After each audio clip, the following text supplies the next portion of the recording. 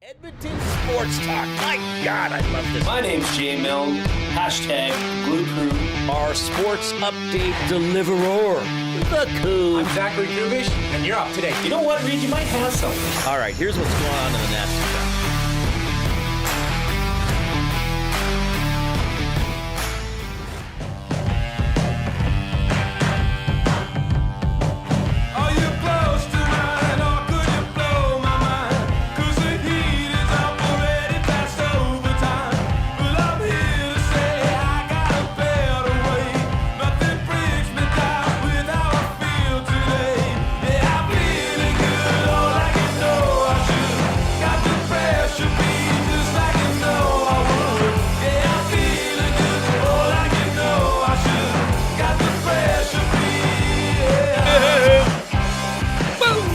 Oh, it is the unofficial Canadian national anthem.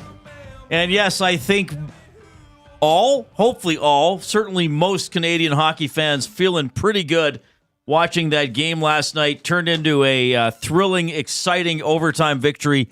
Canada beating Sweden with Mitch Marner bagging the overtime winning goal. Connor McDavid had an assist. He was flying at times in that game. And the old warhorse, Sidney Crosby, still Sid the Kid. Because Sid the Man doesn't rhyme, but he was brilliant. First star of the game. I think another unofficial Canadian national anthem would be.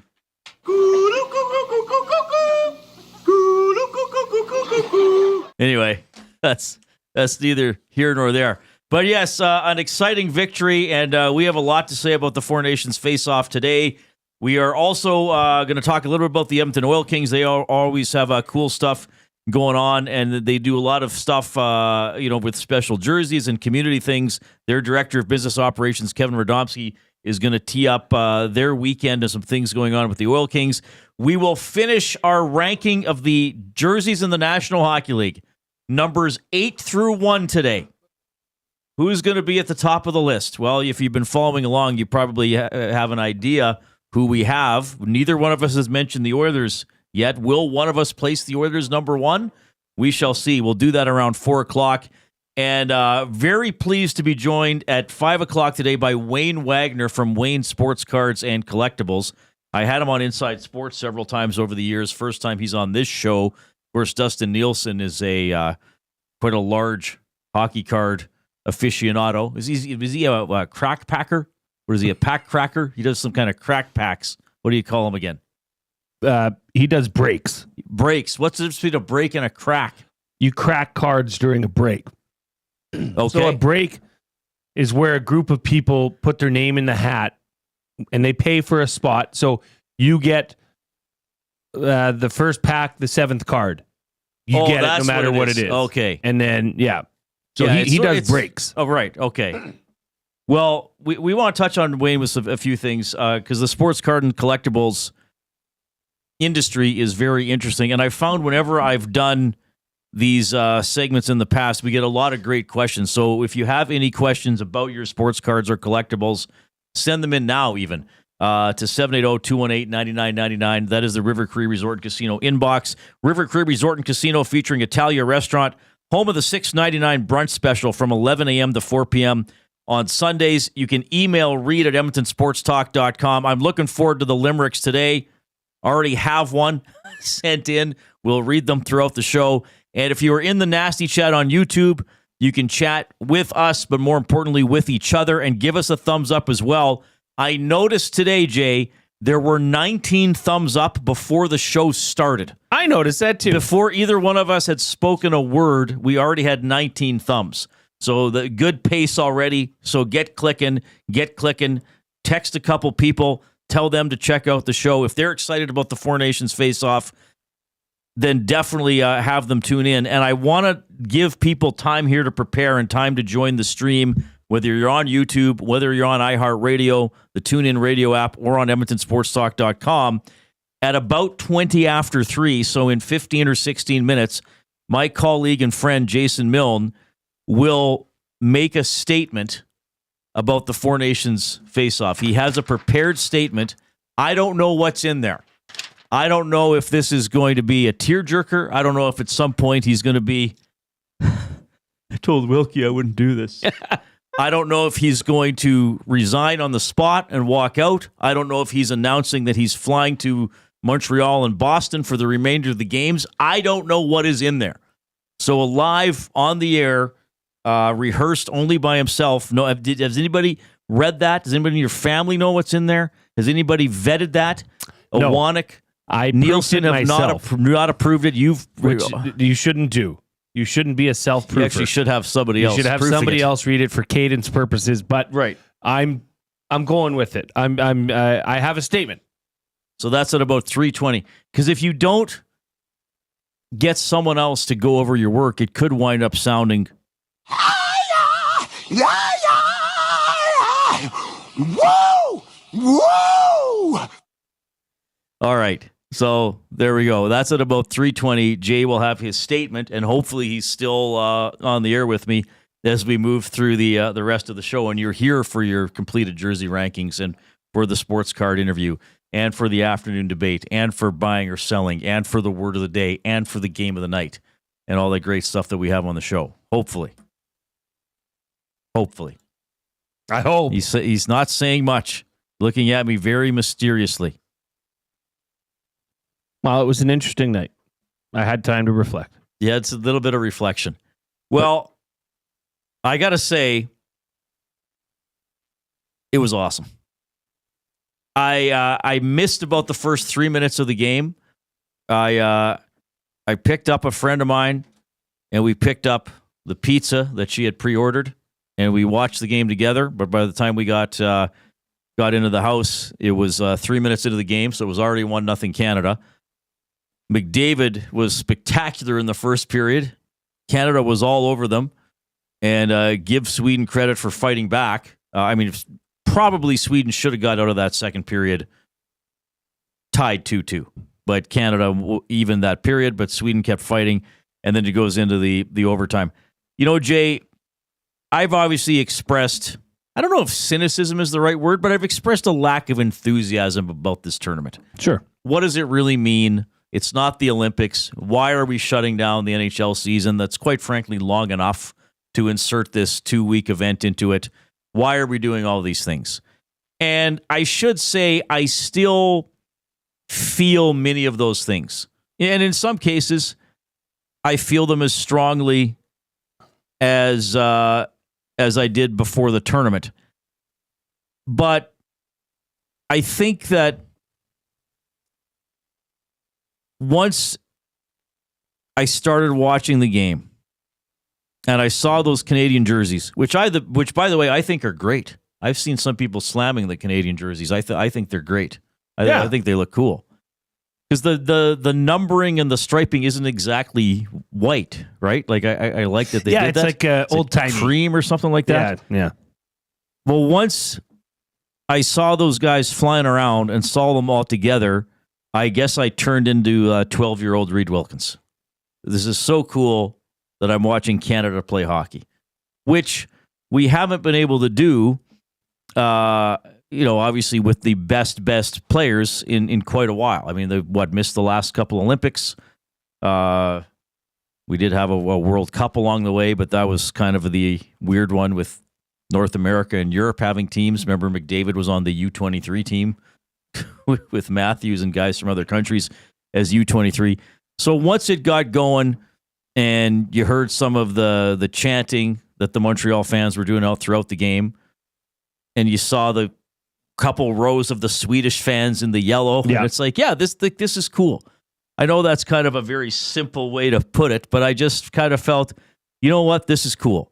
Now, do I still wish that with the NHL season could have kept going? I kind of do in a way. I'm not going to lie to you, but I was pulled more into the action than I thought it would be. And then it turned out to be a great hockey game. I mean, as I often say, if you did not care who won, like, wow, what a game. The star players looked like stars for the most part. You know, there was a comeback. There were chances. We got an extended version of 3-on-3 overtime. We got one of Canada's top players getting the goal with a legend getting 3 assists in the game. It just, I guess, look, Was that better than maybe the NHL and the PA? Because they're the ones putting on the tournament. Was that better than they could have hoped for in terms of a quality? Because you said to me yesterday, if you don't mind saying what we talked about off air, you were like, what if this is a 7-1 game tonight? One way or the other. Yeah. Problematic. But that was pretty much maybe the best possible game you could have asked for a first game. For entertainment value. You couldn't have had a better start. Correct. 100%. The emotions were high. I was listening to it on NHL radio for the first period. And it was awesome to hear the boos when Austin Matthews' name came up, or the boos, or William Nylander. Yeah, he was the one. Yeah. That was fantastic.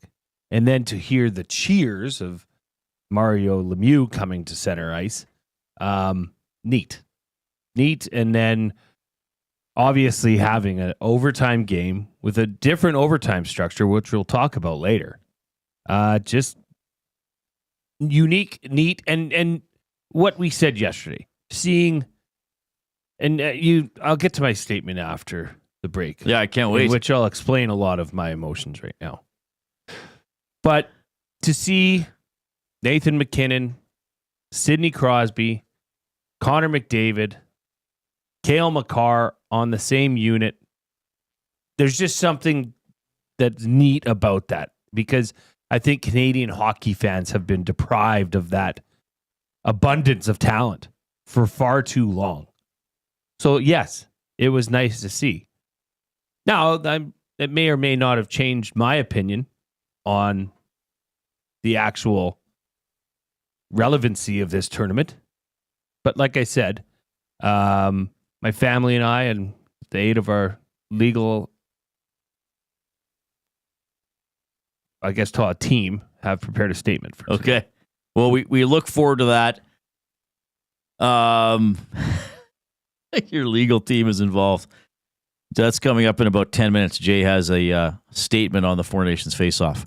Continue to give us the thumbs up, by the way, if you're checking in on YouTube. We like to get going early and reach our plateaus as soon as possible. I thought there was a little more physical. I mean, there were some outright big hits in that game. I thought Shea Theodore for Canada out for the rest of the tournament. So Travis Sanheim will now come in. He's got to come in. They only got 6 defensemen. Drew Doughty wearing number 89, going with his birth year. I just wonder, so Makar is number 8. Do you think Makar should have given up 8? It was a little late in the process. Doughty owned the team. Or joined the team. No. I just wonder if Doughty, No. I guarantee you, Makar said, "Hey, do you want it?" I guarantee you. And Drew Doughty said, "Get bent, kid. Keep it. It's yours now." And I wonder if Doughty was going to Crosby and McDavid and be like, "Hey, I'm going to wear my birth year too. I'm going to be between you guys now. I'm going to be even between you guys. Like you're 87 and you're 90s. Now I'm going to be 89." I could see him do it. That's what I would do. But I'd be like, I need a number. Oh, birth year. I'm going to be. He should have a worn higher 88. number than Sid. Why didn't he wear 88? I don't know. Yeah, I was wondering why he just didn't go. There's no 88 on the team, is there? No. He went with the birth year. I also have to love Canadian hockey fans because I've already seen it on our show, and I saw it in the Nasty Chat on other shows today. And it's not just Oilers fans, because we get a lot of Winnipeg listeners, and obviously the Lock Shop with Huss on it gets a lot of Winnipeg participation as well. Now all the Canadian fans are like, oh yeah, that's the guy we got to trade for. Like every fan base is going like, oh yeah, we got to get Parayko. Oh yeah, okay. Let's get this guy. Okay. Yeah, we want Sanheim now. Okay. Yeah, when can we get Marner? When's he's a free? Just this is why I just tell people sometimes take a deep breath and just enjoy it. Don't be watching Canada and the U.S. on Saturday plotting outrageous Oilers trades that you're going to send in to Dusty and Hernan and our show on Tuesday. Don't do it. Just watch. Okay? I'm not going to respond to all the messages in the Nasty Chat. How do we get Parayko out of St. Louis from Jets or Oilers fans? I'm just not going to do it.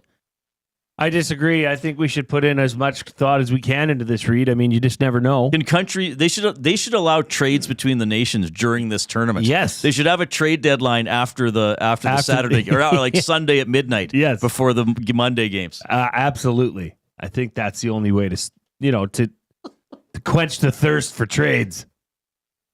That's incredible. Okay. Yeah. So the Oilers are officially looking at Parayko. Yeah. Fair to say. And Crosby.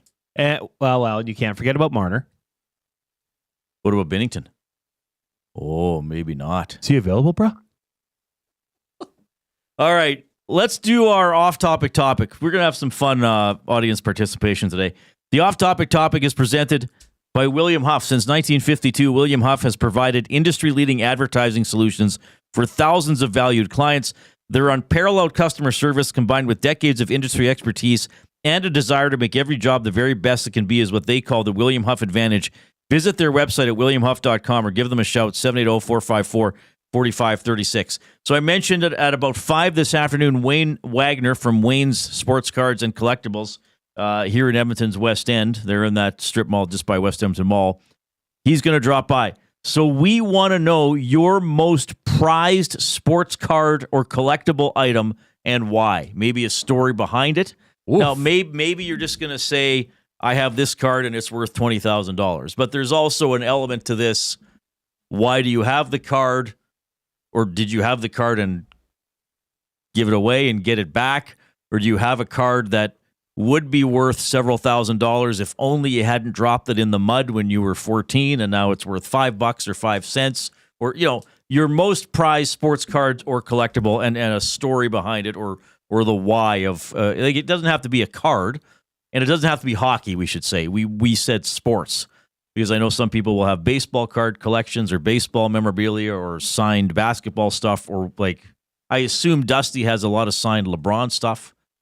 I mean, I assume Jasmine has an NBA jersey signed by every player in the league. Probably. We want to hear those types of stories too.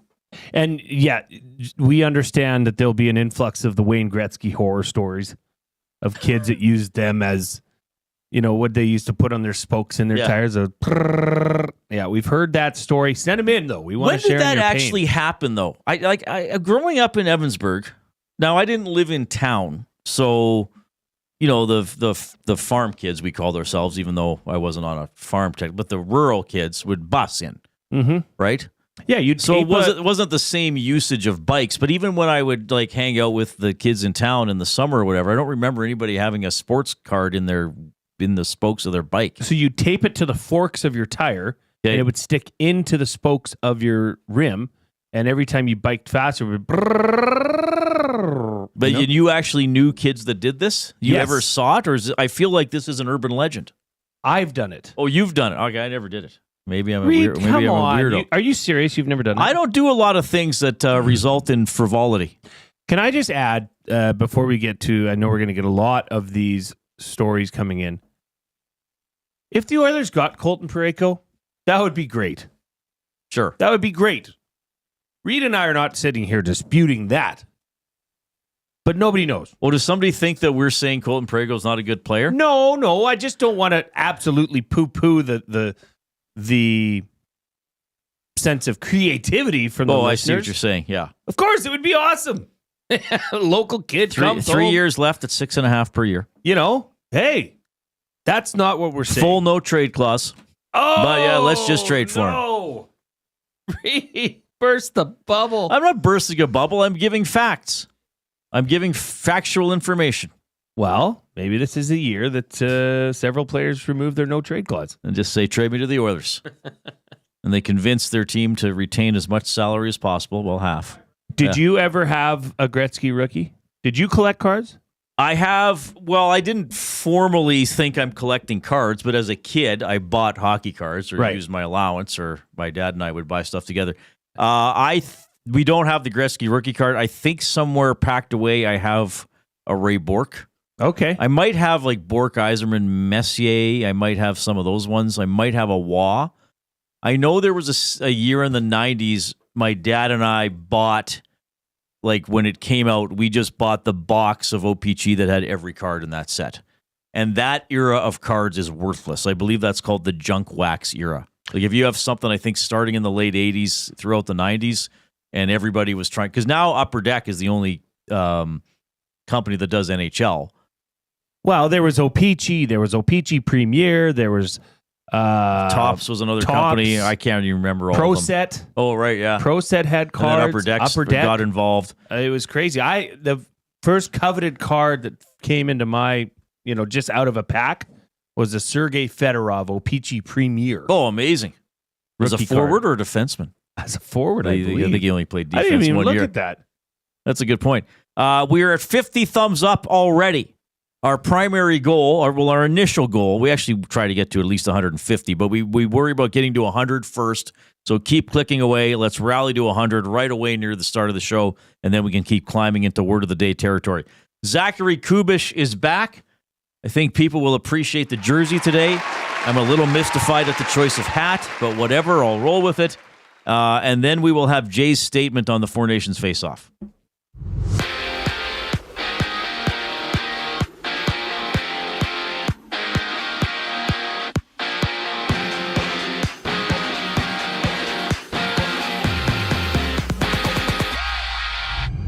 Canadian Shea Theodore of the Golden Knights is out for the remainder of the Four Nations face-off tournament after he injured his right wrist when taking a hit from Sweden's Adrian Kempe early in last night's game. And Travis Sanheim of the Flyers steps in as his replacement for Saturday's game against the States, with Canada unable to add another defenseman to the squad until they sustain another injury tonight. It's Finland taking on the United States from the Bell Center, with Connor Hellebuck getting the start for the Americans against the Finnish UC Saros. And just one PWHL game has Boston and Toronto duking it out from TD Place, while in the CFL, the Elks have signed all CFLer Stephen Dunbar Jr. for marking his second stint in the green and gold after he spent last season in Hamilton, recording nearly 1,200 yards and 5 touchdowns on 75 receptions for the Ticats. In 5 games in the NBA sees the Warriors battle the Rockets, Thunder, and Timberwolves, tipping off while Miami plays Dallas. On the links, Canadian Corey Connors is 1 under, tied 6th place through 15 holes in round 1, with Ireland's Seamus Power leading 3 under par through 17 holes. This sports update is brought to you by Advantage Sports Medicine and Physiotherapy. Get treated like a pro with their highly skilled crew. Whether you're recovering from an injury or looking to enhance your performance, get the same locker room approach that's trusted by the best in the game.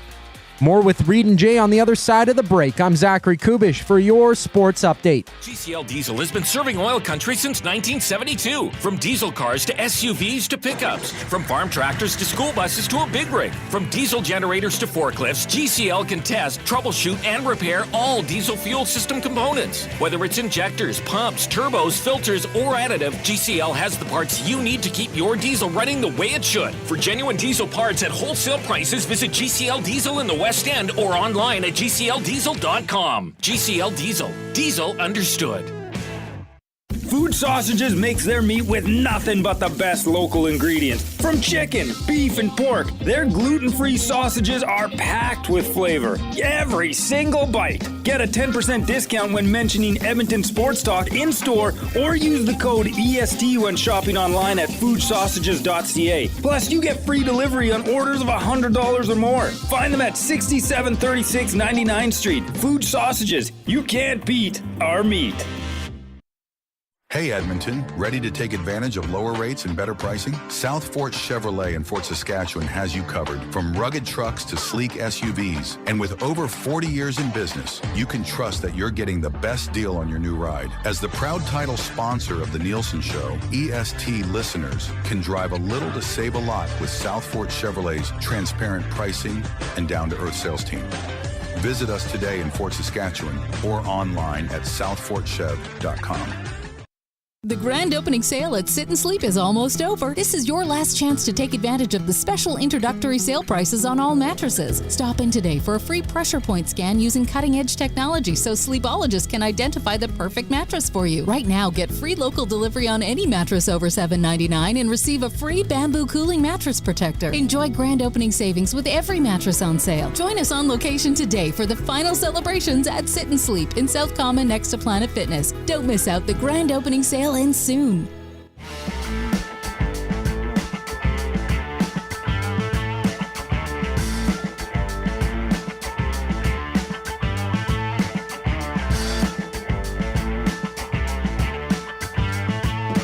Well, we appreciate you tuning in this afternoon. Caster 1990 in the Nasty Chat for the off-topic topic, your most prized sports card and or collectible and why.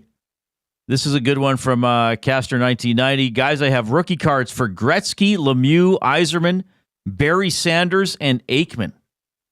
The most prized card is the Doug Flutie Stampeder card, just because it was the first card from the first CFL pack I bought. Yeah, I don't know what that Doug Flutie Stampeder card would be worth, but that's good. People, when you talk about cards, it's mostly baseball and hockey, though there are football, there are basketball, there are golf, there are other sports, but I feel like baseball and hockey cards kind of lead the way. I don't know, or at least they did when I was a kid. You didn't talk about getting a football card. Yeah, I don't know. We'll have to ask Wayne. We'll ask Wayne what the market is. All right. Andrew, the accountant, says the only cool card I have is and forgive me, a Charizard card. Pokemon cards. Yeah. Guys. Pokemon stuff. cards. Charizard could be worth a lot. A Charizard, he says worth about $2,000. It's a PSA 10. I opened it on my birthday last year from a pack, and we'll send it in for grading later this year. Okay.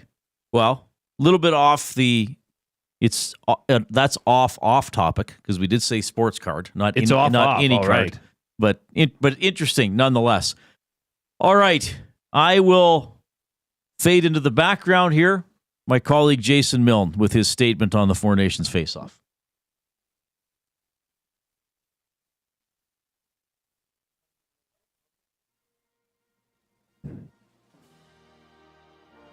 I, Jason Milne, would like to apologize to the EST Nasties and Canadian hockey fans from coast to coast. My strong disdain for the capitalization of the professional sport of hockey has led me to provide a misguided opinion on the Four Nations face-off. Although I never suggested the games would be dull and monotonous, I understand my role in questioning the reasoning behind an international tournament that is not, in fact, international. For this, I apologize. Friends, I'm as excited as you to see the line pairings of McDavid and Marner, Crosby and McKinnon, plus a power play run by Cale Makar. This you can be assured of. We all must admit that last night's game was intense, exciting, and encouraging given it was the first look at seeing the best on best, at least according to the Four Nations involved in this tournament. As a show of good faith, I will commit to trying my best to no longer comment on the overarching reason for this tournament, of which some of us refer to as best on best. My commitment to trying will be like no other commitment to trying that you have experienced. And lastly, friends, Coob, I think you're going to have to start the music over. Are we? Just sounds better. You didn't time it out to the anthem? Well, I think it started halfway through. And lastly, friends, I would like to apologize to Brad Marchand. I apologize for suggesting that your midsummer designation to Team Canada may have been a bit premature. I also apologize for suggesting that there may have been more qualified players, Shifley, who were left off the lineup so that your light could shine the brightest. Your 11 minutes and 22 seconds were some of the most spirited hockey I've seen you play since approximately 1 week ago. Your 2 missed shots and 1 hit were delivered with precision and intent, which all culminated in the goal heard round the world, putting Canada up 2-0. I trust you will continue this torrid pace and end the tournament 26th in scoring. This is my hope. Once again, friends, I would like everyone to know that 2 things can be true at the same time. We can question the validity of circumstances at the same time as appreciating the beauty and spectacle that is in front of us. I appreciate you and I appreciate your time.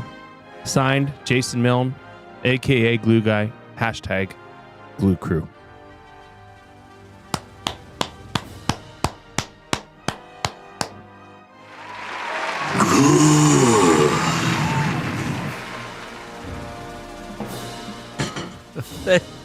Thanks for sharing that, Jay. I'm still not entirely sure how you feel about everything, but that was pretty good. That's good. I like that you directed part of it directly towards Brad Marchand. I had to. Who I'm sure was listening this afternoon. That was very good. Thank you for doing that. You know, I felt inclined to. I did receive a lot of attention last night on Twitter. Well, what did you say on Twitter? When that rat scored. Oh, for did Team you? Canada. But, it is what it is. I just wanted to get that off my chest. So our game of the night, by the way, for Play More Tables and Games, from ping pong and pool tables to darts and dome hockey, plus all the classic arcade action you could ask for, visit Canada's Game Room experts. Locations in Edmonton or Calgary are online at playmoregames.ca. Play more tables and games. So our game of the night is United States, Finland. Are you going to watch? Intently. Intently? Yes. I'll be watching it. The question of intent. But are you now more looking forward to Saturday's game? Well, we're curling Saturday. The EST Fun Spiel for Lloyd's Insurance Brokers. That's the matchup for sure. But will I watch tonight? Absolutely. I mean, you still get to see some pretty wicked line combinations. Some pretty talented hockey players out there.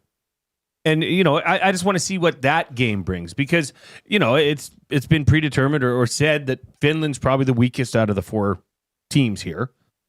But USA's one of the strongest. So you have the best of the not best of the best playing against the worst of the not best of the best. How does that shake out? That's great. That's incredible. Like I said, once the game got started yesterday and you see the line combinations and people playing together and just that Canadian jersey, regardless of who's wearing it with the players flying around the ice, I got pulled in for sure. I know, but okay, tonight is in the same arena, but there's no Canadian team. Correct. So that's going to take a lot of the steam out of the sails of the whole experience. But yeah, last night was pretty awesome. Yeah. It was interesting. I didn't know after the game, Marner's the first star, how that would be received in Montreal. Well, Crosby was the first star. Or sorry, Marner was one of the stars. Sorry. Yeah. No, they were fine. Well, my friend said, why don't they boo Marner? Yes. Because she was like, oh, they're booing Nylander. I was like, well, he's a Leaf. And then she said, why don't they boo Marner? I said, well, Marner's on Team Canada. They're not going to boo a Canadian. But I enjoyed the Crosby chants and then the Crosby chants in overtime, which were about 15 seconds before he got the assist on Marner's goal. It was just a cool vibe. Now I missed the pregame stuff. I saw Lemieux, the video of Lemieux in the dressing room, but I didn't see I didn't see the pregame. So who was on the ice before the game? There was Lemieux, Alfredsson, who's an assistant coach for Sweden. Yeah. Austin Matthews. Right. Who else? Did they have all alumni of the nations or not? They had, alumni of the... Teemu Selanne was out there. Mike Richter. Great player. Great goaltender. American. Yeah, Mario I think Lemieux. they had the Canada Cup or World Cup. Damphus. That was at the end of the game. Oh. All right. So I just want to quickly touch on that. Vinny Damphus, who I liked as a player, and it was always fun to say his name Damphouse to mispronounce it. Oh, yeah. Now, do you know what his claim to fame is? Vincent Damphus? Yeah, well, one of them. He won a Stanley Cup with the Canadiens in '93. He led 3 different teams in scoring in 3 consecutive years. Leafs 91, Oilers 92, Canadiens 93. You got to be traded a lot to do that, as he was. What number was Vincent Damphus here? Don't tell me. I think, am I recalling it right as 25? I think he was 25. I'm pretty sure he was 25 with the Canadiens. I think he was 25. Yeah, he was 25 with Montreal. I think he was 25 with the Oilers as well. I thought so. Let's go on his hockey reference. Yes, he was. Oh, no, he was He was 10 with the Leafs, 21 with the Oilers, 25 with the Canadiens, and 25 with the Sharks. So, yeah, he was 21 with the Oilers. So, Vincent Damphousse comes out to present the player of the game to Crosby. And my friend says to me, is that a $1 gift bag from Dollarama? And then I looked at it, and I thought, yes, that is a very plain-looking, not elaborate, not fancy-looking gift bag. And you and I were talking about the bullpen earlier today, and maybe that they don't want to do something too showy. You know, maybe they don't want something too, is garish the word I'm looking for, but something like really almost... Gaudy. Yeah, gaudy. Gaudy's a good word. Yeah. But they could have had something simple and elegant. Oh, like it's a little box. A box, or if you have a gift bag, have the logos of the two teams that played in that game. Even if they're stickers, even if you're faking it, Yeah, till you even make if it. right. Anything would look better than that Was literal it's like, $1.25 bag from Dollarama. It's like they forgot to buy the gift bags, And it even had the paper in. Yeah, and it's like it's like, oh crap! And did we see what he got? Does anybody know what he got? Did he get like a $170,000 watch like Brady has? So times that by 6 or whatever what they usually do is they take that and give it to one of the equipment managers, right? Like Sidney would. Yes. But Sidney Crosby kept it, and he's holding it in his hands, like with his gloves on. Yeah. It was just an awkward look. So, and then it's as if, okay, Vincent, remember you're giving Crosby player of the game. Yeah. Oh, crap. We wanted to have it like in a bag or something for you to hand him. And it's like Damphousse was like, I think I got an empty gift bag for my niece's birthday party in my trunk. Yeah. Go get it. Well, seriously? You want me to get it? Yeah. It's overtime. Well, hopefully they don't score right away. Funny look. Savage the Plumber thinks they got a Rolex. I like Glenn M's suggestion a little better. It was a mini stick and Gatorade, red one, and a bag of plain Old Dutch chips. Hey, don't put down plain old Dutch chips. That is... No. Well, you got to fuel up after the game. It went to overtime. Sometimes it just needs to be plain. Just a good old, kind of over oily, little salty, but just right. It was cool, though, to see Crosby have that game, to have that caliber of game. Are you? Yes. 3 assists, player of the game. And you know, on that great roster, it's like, hey, guys, I could still go out there. Not that we don't know he's still a great player, but it wasn't as if... Well, you know, Sid's still good, but he was overshadowed by Makar and McDavid and McKinnon and, even Marner. Like, he still went out there and was outstanding. So that was pretty cool. Well, it was neat to what was it said that he'll go down as the greatest player to ever represent his country as per John Cooper. Well, what's the winning streak now with Crosby? He's 26-0. Right. In international play. I think it's 26 in a row because they lost a game in 2010. 26-0. He's on Sidney Crosby is currently on a 26-0 run. Right, a 26-game winning streak. Yes, because they lost in the 2010 Olympics. Sorry, Sorry, Reid, you're right. Yeah, but yeah, still pretty impressive. Pretty impressive. Yeah, that's pretty amazing. Do you think like can you just say it's over? I mean, obviously, hopefully there's some good years to come for McDavid and McKinnon but when Sidney Crosby was coming up, he was the only one. He was the chosen one, the next great one. Is he above and beyond? Like Gretzky, for a Canadian, Lemieux, yeah. As far as Canadian, international, Team Canada, best probably, but ever? But he's had the advantage, quote unquote, of playing in the Olympics. I also found it interesting that on TSN, I think I was watching it this morning, they had a list of Canadian players to score overtime winning goals. And they have Lemieux 87 on that list. And the anchor said, and of course, Lemieux's iconic game-winning goal in 1987 Canada Cup. But his series-winning goal was not in overtime. He scored the game-winning goal in Game 2 in overtime. But I think that the anchor was referring to the series-winning goal. Not, do you remember the overtime goal in Game 2? It was there a scramble in front of the net. And Gretzky got it over to him, and I think he kind of whiffed or hit the post and then put it in again. But that's not the goal that is remembered. But because at first I was like, that graphic came up, and I was like, oh, that wasn't an overtime goal. I was like, oh, wait a minute. He got the overtime goal in Game 2 of that best-of-3 Canada Cup series. Just tell Jay.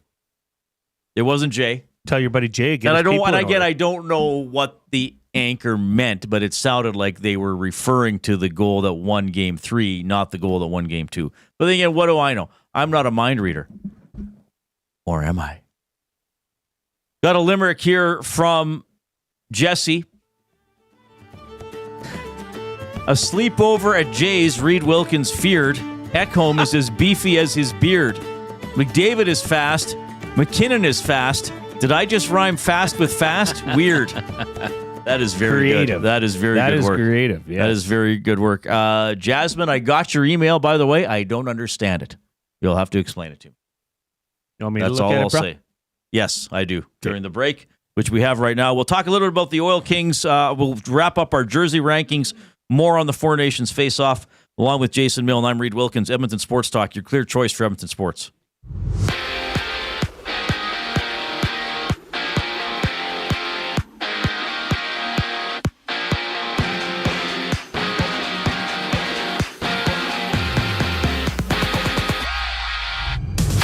Team Canada's Shea Theodore of the Vegas Golden Knights is out for the remainder of the Four Nations face-off tournament after he sustained a hit from Sweden's Adrian Kempe, crumpling into the boards, injuring his right forearm last night. And Travis Sanheim takes Theodore's spot, with Canada unable to add another player to the team unless the team suffers another injury. And from Montreal tonight, Finland challenges the United States as both teams hit the ice in Montreal for their opening Four Nations face-off game. Meanwhile, Steven Dunbar Jr. makes his return to the Elks after he spent the last season in Hamilton. The 29-year-old receiver comes off his second CFL season, recording nearly 1,200 yards for 5 touchdowns on 75 receptions. And down south, the Saints have re-signed former Chiefs first-rounder Clyde Edwards-Helaire on a 1-year deal. And there's 5 games in the association, having Sacramento on the road in New Orleans.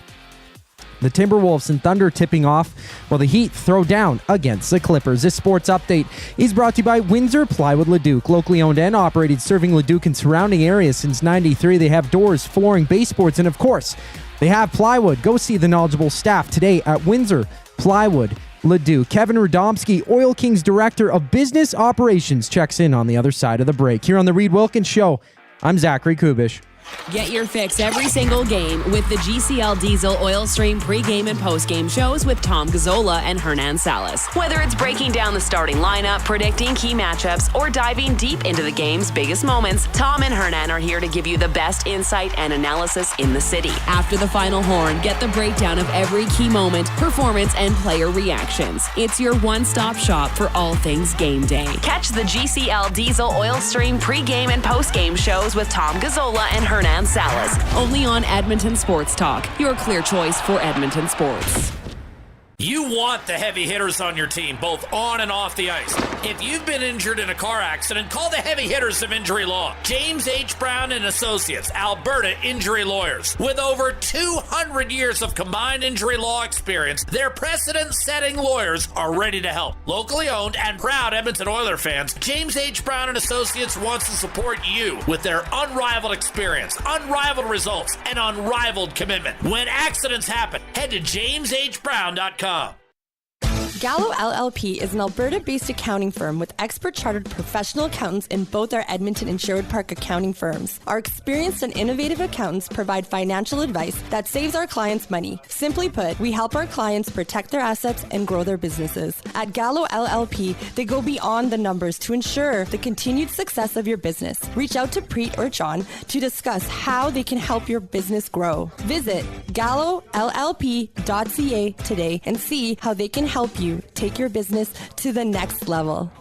Looking for quality building materials and friendly advice? Visit us at Windsor Plywood Leduc, family owned and locally run since 1993. From interior materials for doors, flooring, baseboards, and all the finishing touches to all you need for your outdoor projects like cedar lumber for decks and fences, plus all the plywood you'd need. Our full-time on-staff carpenter can help with anything odd-sized or custom, and from domestic hardwoods to exotic selections, we've got you covered. And if we don't have it, we'll track it down for you. Windsor Plywood Leduc. We're the experts you need to know.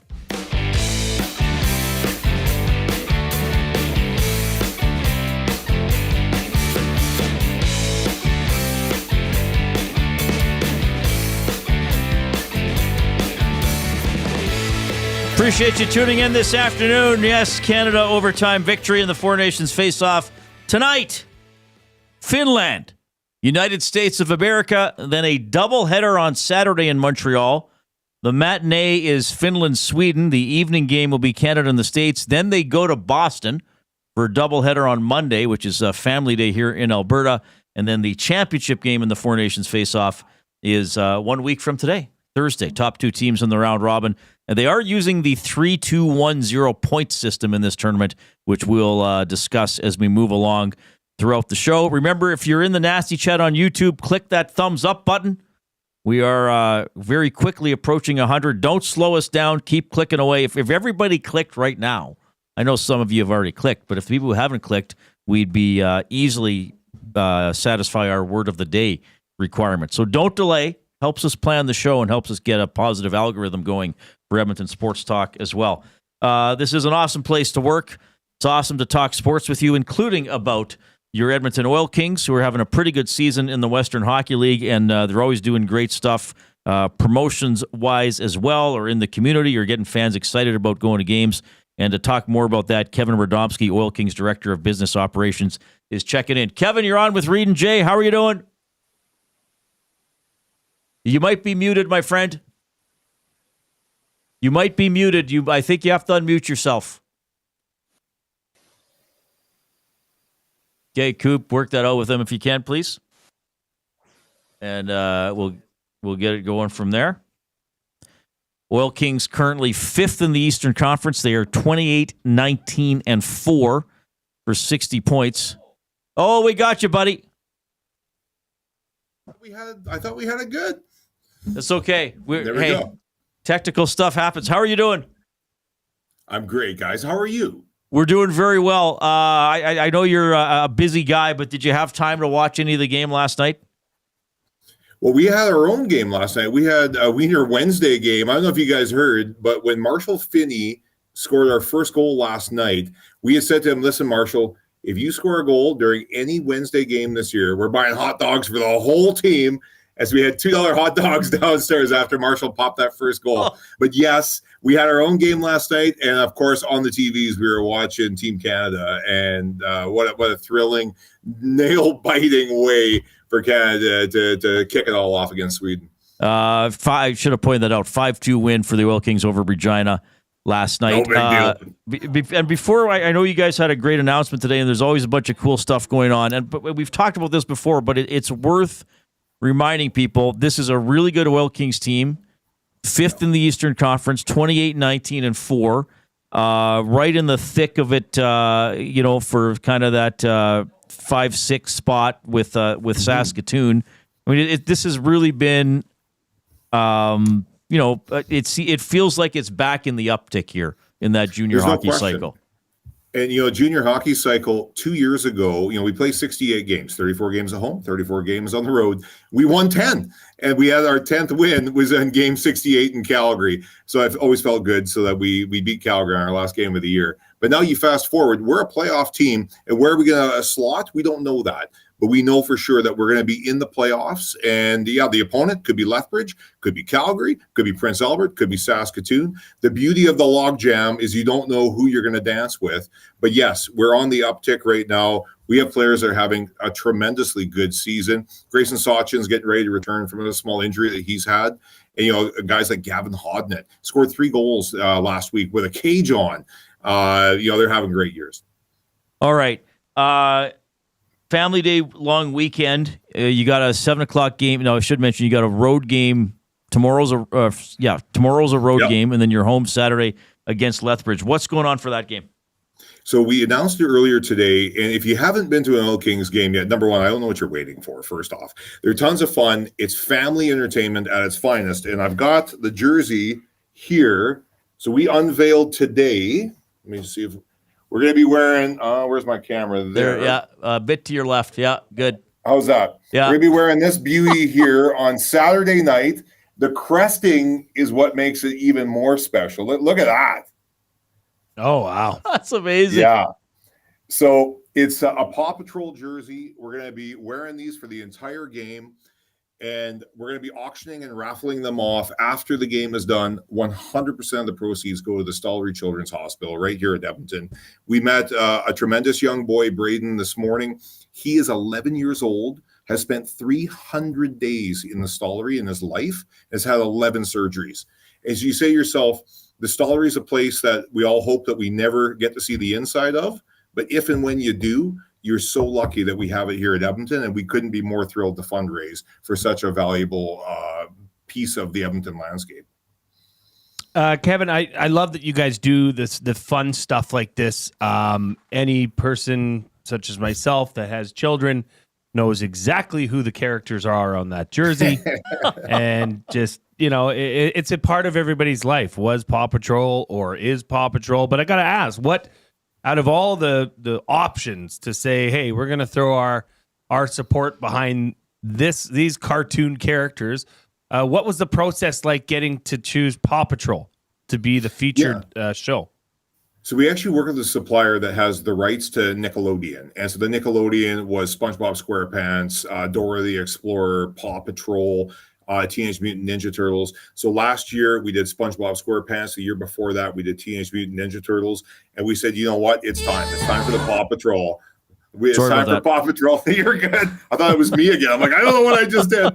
But yeah, we said, we wanted to do Paw Patrol. And what's so funny is our players love it. Like when we bring these theme jerseys in, the players get so excited because they know they're going to have a good crowd, but then for them to have the fun as well. And of course, number 14 from Lethbridge, Marshall Finney, he's like, I think one of these dogs' names is Marshall, and it's the fire dog. It's the fire marshal. Oh, yeah. So, right? So this one right here, this little guy right there, that's Marshall. So we're gonna kind of do everything we can. And right away, Marshall Finney's like, oh, that's my favorite dog is Marshall, the fire marshal, right? So you forget sometimes that the Oil Kings players, you got a guy like Joe Aginla that's 16 years old. Marshall Finney is 20. And we have a bunch of young men, and they love these jerseys too because they get to have fun. They get to be kids.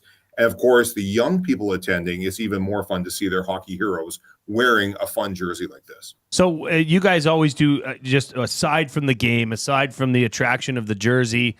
I see you guys. You have kids food combos starting at $7.50, family fun starting at $20 a seat. I mean, you guys just do it right. You do it affordable. But is there anything else that you can mention that would say, hey, you know what? I'm going to take my family down there Saturday night and check this out. What else you got going on, Kev? Yeah, you nailed it. Like we really challenged ourselves to make sure that the value of the Oil Kings experience just didn't stop when you bought your ticket. And so you have 8 different kids food combos, and it's what the kids want to eat. It's the hot dogs, it's the cheeseburgers, it's the corn dogs. It's all there, starting at $7.50. All of our kids food combos are $10 or less. So if you are coming with a family, you won't get totally hit hard at the tills when you're buying the popcorns and all that.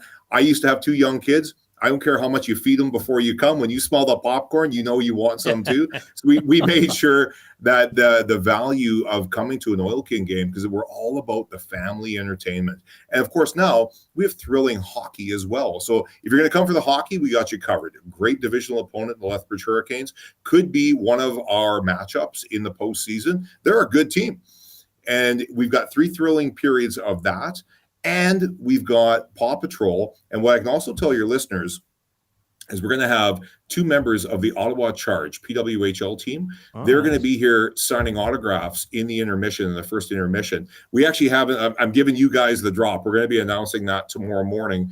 And we are so excited and thrilled to have the professional female hockey here in Rogers Place on Sunday.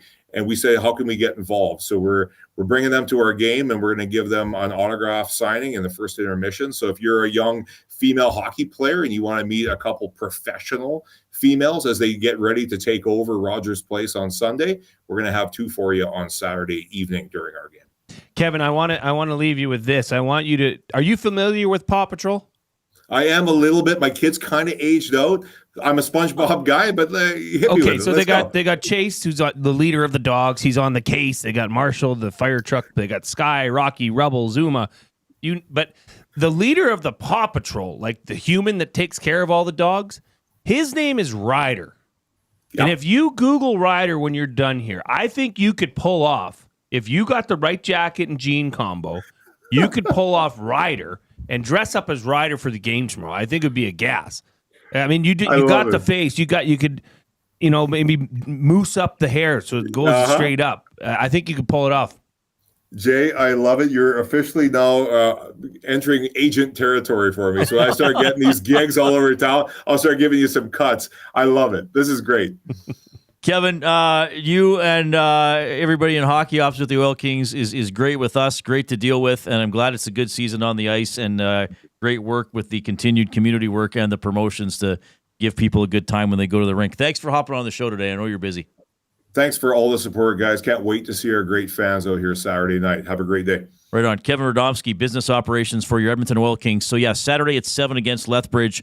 Go to oilkings.ca to get your tickets. We should also, and he mentioned the two members of the Ottawa Charge. Yes. Signing tickets at the game on Saturday. The PWHL takeover game is Sunday afternoon at 2. We had Danielle Serdachny, Edmontonian, going to be playing in that game. We had her on the show, I think, last week. This is going to be, we should keep an eye on this. This is a story as well. Will Edmonton get a PWHL team down the road? I mean, clearly they're floating expansion. Right now, there's nothing further west than Minnesota. I mean, Edmonton, Vancouver, Seattle, could they get teams? I think it's a fair question. Could Edmonton support a PWHL team? I mean, you got to have fans going. The Oil Kings do a pretty good job with their niche, I think. Is there a niche for a PWHL team as well? I don't know. I'm not saying this to be a cheerleader for it or to be negative about it. I seriously don't know. I think that's another thing I'd like to hear from our audience today. I mean, the Oilers are number one. We know that. We talk about them a lot. On this show, Jay, I think you and I and my past from my previous shows, I like to talk about other stuff going on in Edmonton as well. We know there are fans who love going to Oil Kings. We know there are fans who love going to various U of A sports. We know there's ACAC, AJHL in the area, all that kind of stuff. Would people actually go to PWHL? Would it depend on the ticket price? Would they have to do things like the Oil Kings do and say, hey, you go to a game and there's this promotion, or maybe you're taking part in something that's helping out the Stollery or whatever? I'm curious to know all that stuff. One thing I do know is that and maybe I was just naive to it before, but now that I've got young girls, they have friends of theirs, right? And you see, holy smokes, a lot of young girls are playing hockey. A lot. Right. So if you're suggesting, and you know what, Reid, we've talked about it.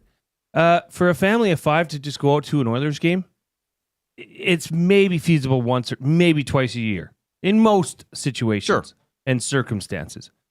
If you could provide a product that, these young girls can aspire to become, it's awesome. Like the 3x3, right? With the twin sisters here in Edmonton that have encouraged and said to girls that play basketball here, you can go and do this. You can go and become a player on Team Canada. Right. I think if they could do that and do it at the right price, right? I'm not saying Rogers Place would be the venue, but, if you can find a venue, I don't know. I'll have to look at what the average attendance is for these games and in that league. What the expectation would be. And then I guess for the fans in Edmonton and area who would go, I mean, the Oil Kings have done a good job getting families in, getting kids in. That again, maybe you want to go to Rogers Place, you want to go to a hockey game, you want to take your kids to a hockey game. The Oilers aren't affordable, or an 8 o'clock game doesn't work. So then is there still a separate clientele for the PWHL? Well, that's the thing. That's now the you're going to be question. butting heads. And I don't know. I'm sure they're doing that type of research both in Edmonton and with the league. Or is the clientele the same people who are going to the Oil Kings games? And that split maybe wouldn't work for either team. I don't know. Well, if you're looking in Alberta, I don't think you can even look at Calgary. I mean, they already have their AHL team plays there too, don't they? Oh, are they still called the Heat? Well, and then they've got the Wranglers. The Wranglers. Sorry, that is the AHL team. Yeah. Right? And then they've got the WHL team in the Hitmen. I mean, how many teams can that city support? Yeah, it's just I'm just not sure, and maybe who knows if Edmonton does get a team, maybe that'll be answered as we move along. But always happy to talk Oil Kings. So they are home 7 o'clock Saturday against Lethbridge, and then the Toronto-Ottawa PWHL takeover game is Sunday at 2. So even though the Oilers are off, still some good hockey going on at Rogers Place. We are at 99 thumbs. Get out of So town. give us the 100th thumb in the next 30 seconds so we get to 100 in the first hour of the show, which is pretty cool, and then we'll keep climbing beyond that. We, of course, are in the James H. Brown studio. James H. Brown Personal Injury Law Firm, the heavy hitters of injury law. With over 200 years of experience, James H. Brown will get you the settlement you deserve. JamesHBrown.com. Book your private consultation today. The top 8 in our jersey rankings. We're going to finish our list for food sausage when we get back. The Lock Shop. But to be honest, at this point, I mean, Mitch had a slow start. He also scored the winning goal. It wasn't like McDavid wasn't dangerous in the game last night. I don't think I would change things. If anything, it's also their first time playing together, Huss. Yeah. I know people want it to be like this perfect symmetry, but it's their first time in-game playing together. And why is no one talking about Sam Reinhart? The Lock Shop, weekday mornings at 11, only on Edmonton Sports Talk, your clear choice for Edmonton sports. Your home for live music and great performances is the River Cree Resort and Casino. March 21st, don't miss Grits and Glamour, 2 country icons, Pam Tillis and Lori Morgan. Live at the venue at the River Cree. Except for Monday, which was never good anyway. Tuesday, I get a little. Get your tickets at rivercreeresort.com. River Cree Resort and Casino. Excitement, bet on it. Celebrating 70 years in the signage industry, William Huff Advertising is the most recognized name in the game. An in-house, one-stop shop for all of your design, print, and installation needs. William Huff provides quality graphic solutions for everyone. Here in our City of Champions and throughout the nation, they are the preferred signage partner entrusted by many of the biggest corporations, pro sports teams, and organizations to bring their identity to life. Recognize the name, get in the game. WilliamHuff.com. Play more tables and games. Play more tables and games. Make the most of your fan game. Oh, you want to, you need to, you know just what you gotta do. It's time to add some fun to your life. Make the most of your fan game. Play more tables and games. PlayMoreGames.ca.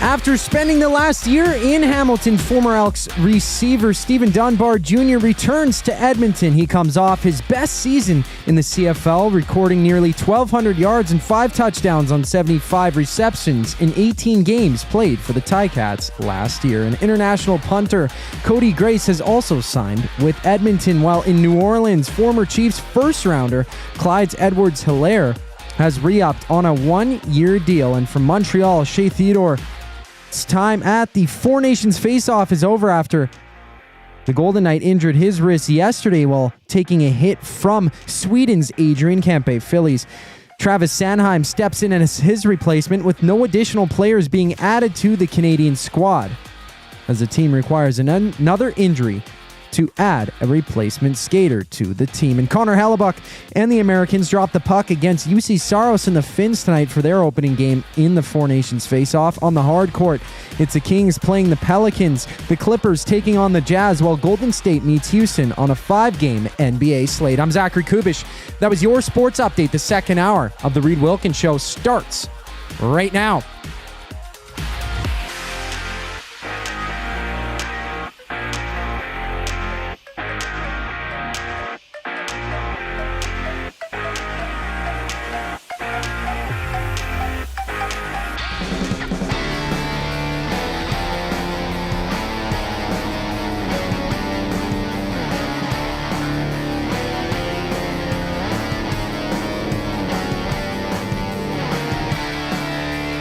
Thanks a lot for tuning in this afternoon.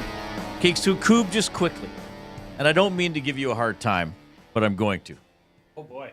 So Crosby has a great game last night, and you pull out the vintage Crosby Penguins jersey and wear it. And for people who see you on YouTube, you know this is going to be seen. right? You know Yeah. you're doing like, hey man, it's Crosby. Yeah. Now, why would you wear a Bruins hat with that jersey today? Because Brad Marchand, he scored a goal in the game, and he's a very respectable Canadian player on an American team. You suck. I think you did it just to troll Jason Milne. Perhaps quite I frankly. did. Perhaps that wasn't the entire purpose of wearing it, but I Then could why have not just honor one player? because I love them all because they're Canadians. Do you not like Canadians, Jay? Oh wow! Look at Jay? Mr. Do Third not- Degree questioning here. Okay, counselor. Do you have something against Jeez. me? And it's nice colors too, I gotta say. They would be one of my top 10 jerseys, boys. My legal group will be reaching out. No It's- further it's now- words. it's No now- I think comments. you're just trolling Jay. The legal group He's now. just trolling. He's just trolling Jay. That's all the Coob is doing today. Professional troll. Hey, you know I didn't what? think he could do it. You know what, though? Whatever, brah. Yeah, whatever, brah. Hey, Reid. What? We're the ones with the mic. We can shut his off. No, we can't. No, we can't. He just shut yours off.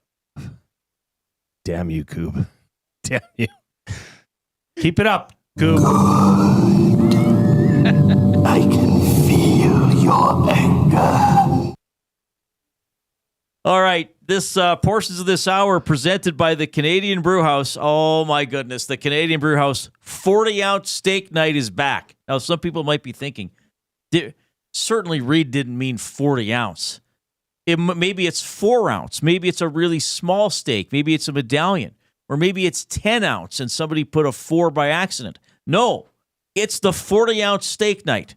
It's back Saturday, February 22nd. That's next Saturday. So here's what you get for $49.99.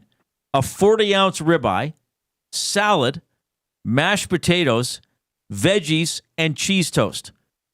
Plus a chance to win a CBH Gearhead steak knife set.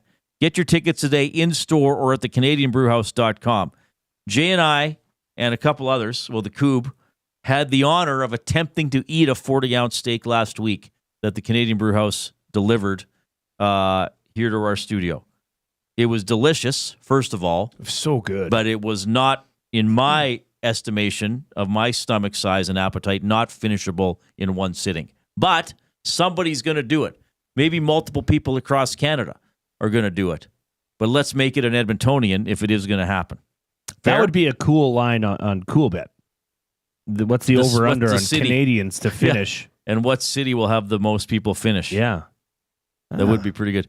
Did you hear David Lee Roth, his reaction when he saw one of these steaks?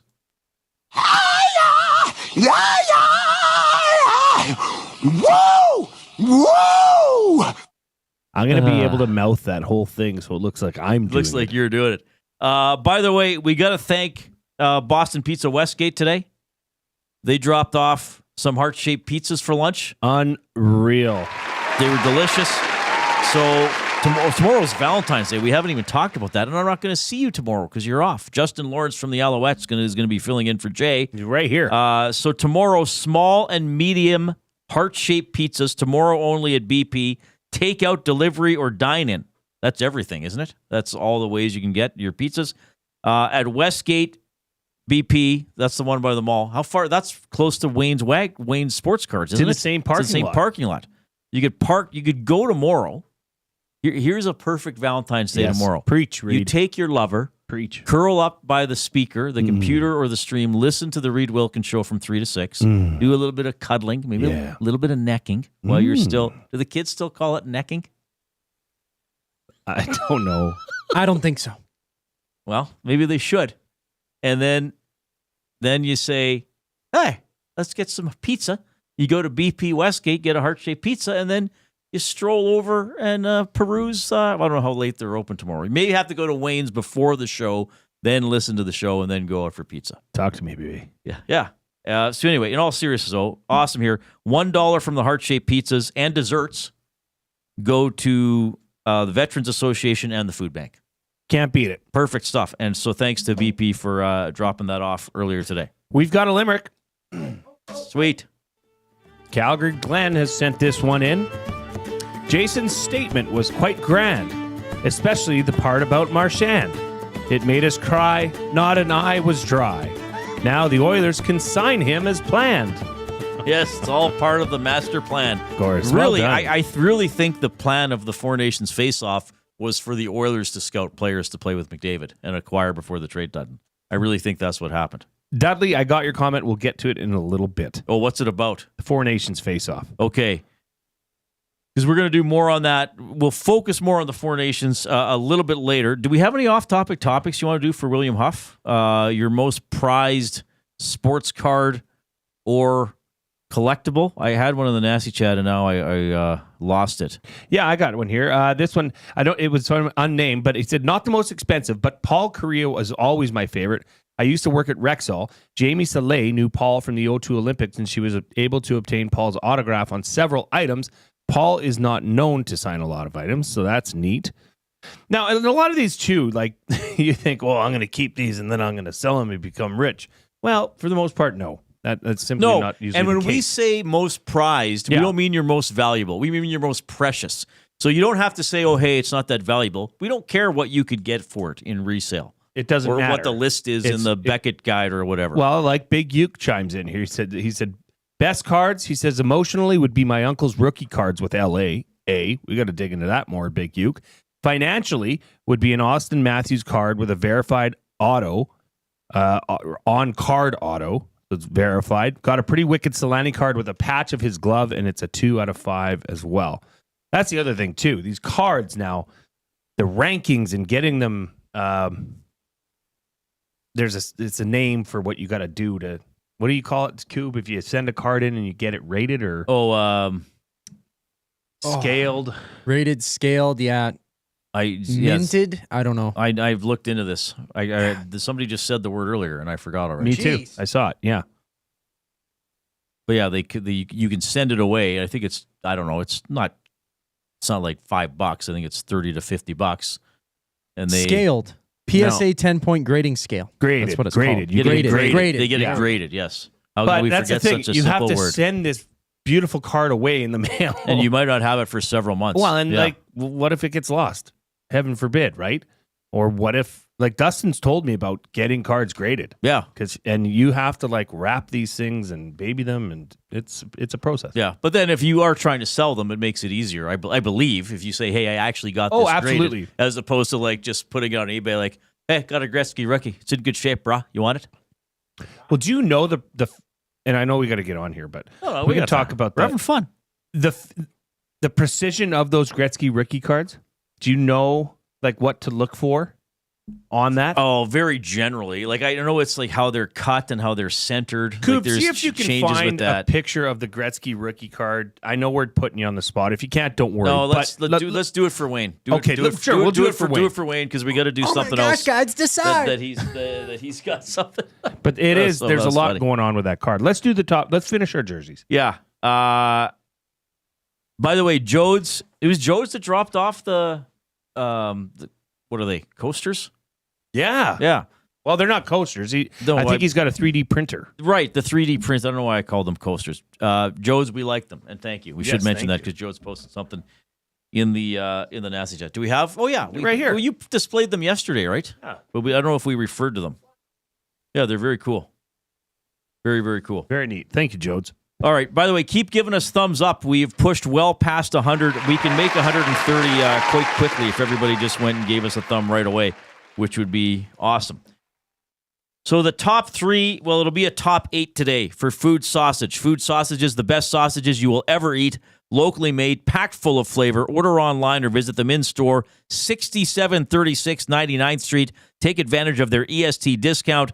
10% off your order. That's right, by entering online code EST or mentioning Edmonton Sports Talk in store. As Food Sausage says, I believe as soon as you walk into the store, they say this, you can't beat our meat. So, for example, let's say somebody had a full-time job and they got a part-time job, perhaps, at Food Sausage, and you walked in, hello, Jason Milne. You can't beat our meat, you know. We should get back to that. Which? Reenacting. Doing characters? The scene from Food. Yeah, we should. That was fun. Well, I just did one. today. That's the one for today. The bookbinder working as a part-time food But sausage. I was not aware, Reid. Yeah. We could just make up weird accents and just yell at each other. Yeah, we could do that. That'd be fun. All right. We're going to finish. Coob, I believe you have my jersey ranking. Did you take the sheet? I have it. Okay. I have the ranking. Okay. You're number 18. No, but he took my... Oh, no, I have the physical copy. No, I got it. Who's going first? Well, I'll go first. You go first because for some reason I wrote down my... It's a long story, but I'll have to refer to Coob for what my number 8 Oh, was. wait, did he... So somebody... I got it. You go first, though. I just got to look it up again. Okay, number 8 is the team you had number 9 to wrap up yesterday. I'm going to go with the Buffalo Sabres. And I kind of wound up surprising myself that I put them this high because I was kind of making fun of them when when the Oilers played Buffalo a few weeks ago. And I said, that is the most literal logo in sports. It's a buffalo, and then it's 2 sabres. But having said that, even though I usually like deeper colors, I like that blue. I like the striping, sort of the 3 medium stripes on the sleeves and at the bottom. And it is kind of a fun logo. It's Really. a logo that does it. And I know I've said I'm not grading just the logo, but the logo is part of the overall 100%. look. And I think those are good jerseys, good colors, fun logo. So I got the Buffalo Sabres at number 8. What does a buffalo and a saber have to do with each other? That's my question. Well, I believe buffaloes have a great history in swordsmanship. I mean, really. I see the buffalo. I see the sabers. You got it. There it is. Yeah, Okay. You figured it out. Down the gullet, through the lips. Coob, I don't remember what my 8th was. Where's your list? Did he? Do I remember what my 8 was? I gave it to Why? you. See, Coob, you gotta... No, I had written it. Yes, that's it. Okay. My number 8 jersey is the Seattle Kraken. I love the color scheme. I just wish there was a little more, and I've been true to myself throughout. I love differences on the shoulder patch, unless it's something that is iconic, which this is not there yet. But the color scheme is fantastic. The logo, it's okay. It's not top shelf, but it's okay. So Seattle is my number 8.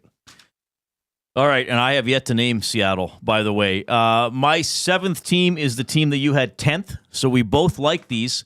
Now, one thing that interested me is when we told some people in the office and in our lives away from work that we were doing this list, a noticeable number of people said, you're going to have Utah near the bottom.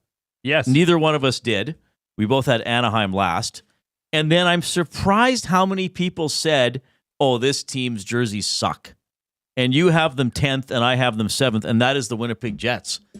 I think these are great jerseys. Again, blue, a lighter blue, and enough white that is noticeable, that it gives it some balance. And then to me, it also makes that medium colored blue stand out.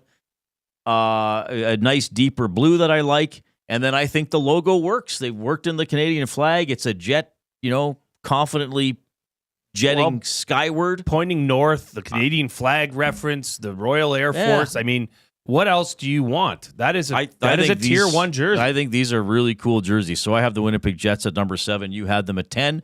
Apparently, a lot of people don't like them. I think it's because they're ticked off that the Jets didn't continue with the J stick.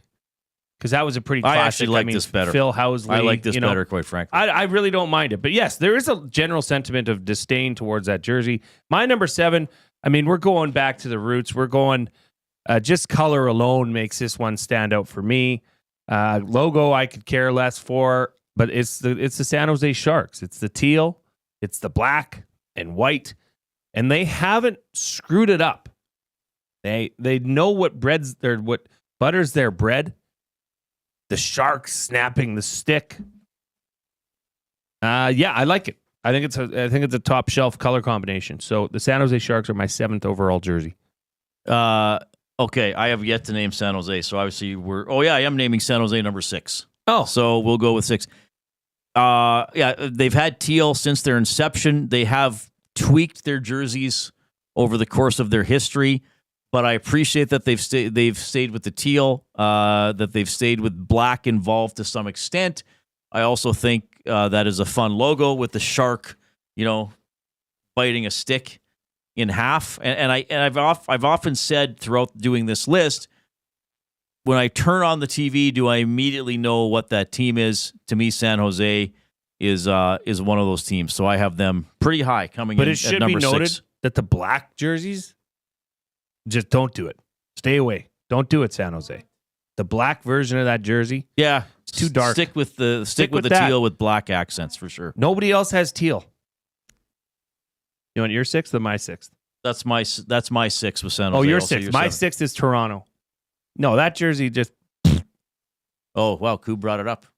Nice going. My 6th is Toronto. I am giving bonus points here, okay, to the oldest teams in the league. You'll see that throughout the rest of my list here. I just think that there's something iconic about that look. I like the bud with the Toronto Maple Leafs written in it. I think it has an old-timey vibe to it. You combine that with the tie straps at the top. It's simple, but classic.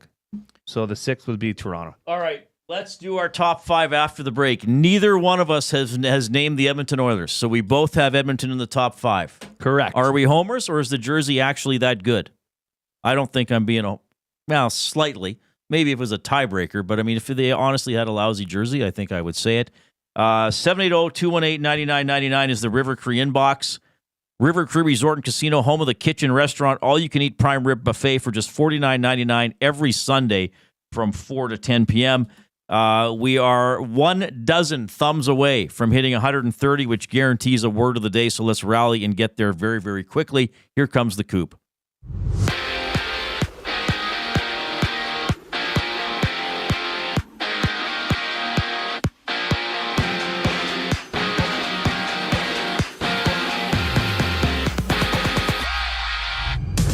All CFLer Steven Dunbar comes back to the green and gold after he recorded 1,200 yards and 5 touchdowns on 75 receptions with the Ticats last season. Meanwhile, international punter Cody Grace has agreed to terms with the Elks as well. And in the NFL, the Saints have re-upped with Clyde Edwards-Helaire on a 1-year deal. And from Montreal, Canadian Shea Theodore of the Golden Knights is out for the remainder of the Four Nations face-off after he injured his right wrist when taking a hit from Sweden's Adrian Kempe. Last night, Travis Sanheim steps in as his replacement, with Canada unable to add an additional player to the squad until they sustain another injury. Tonight, it's Finland taking on the United States from the Bell Center, with Connor Hellebuck getting the start for the Americans against the Finnish UC Saros. And just one PWHL game has Boston and Toronto duking out from TD Place. And 5 games dot the NBA slate, with the Warriors battling the Rockets, Thunder and Timberwolves tipping off, while Miami plays Dallas. This sports update is brought to you by Find Edmonton.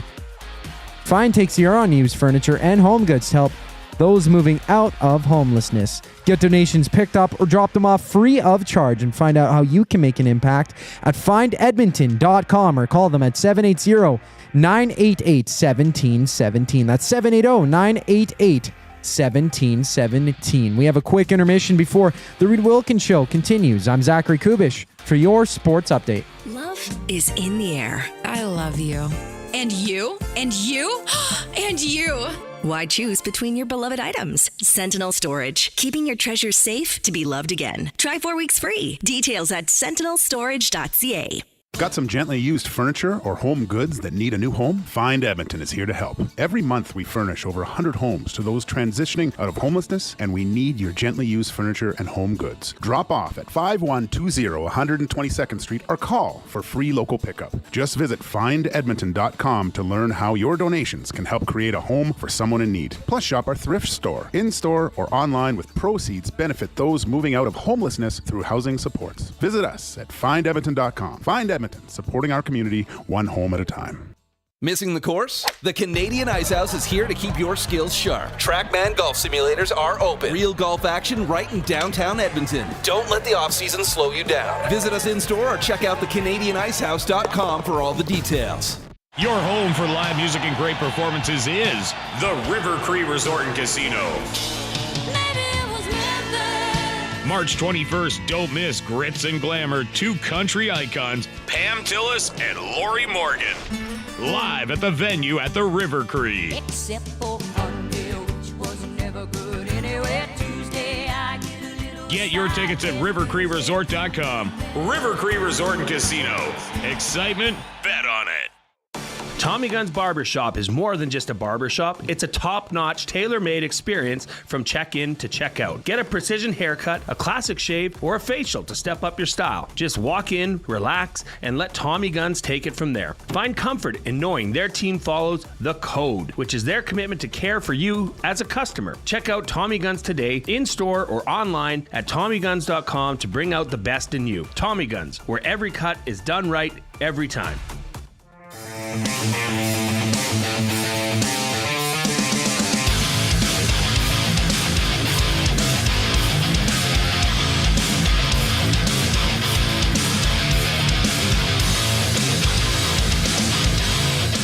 Well, this is much more intense music than the intern was playing coming back from commercials yesterday.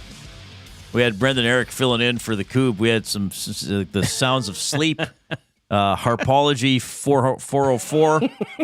We had a gentle mouse squeaks in the rain. Yeah, we had the sounds That's a good of rain. song. That's a good song. Yeah. Track 4. All right. Thanks, Big Dave says no sound on the stream or on YouTube. So just let us know, everybody. It could be a one-off. We don't know. Yeah, nothing in the nasty chat, so we should be probably good on YouTube. I guess we'll see if we get anything else about the stream. Well, I guess they can't hear us calling. If there's no sound, they'd let us know. They would let us know.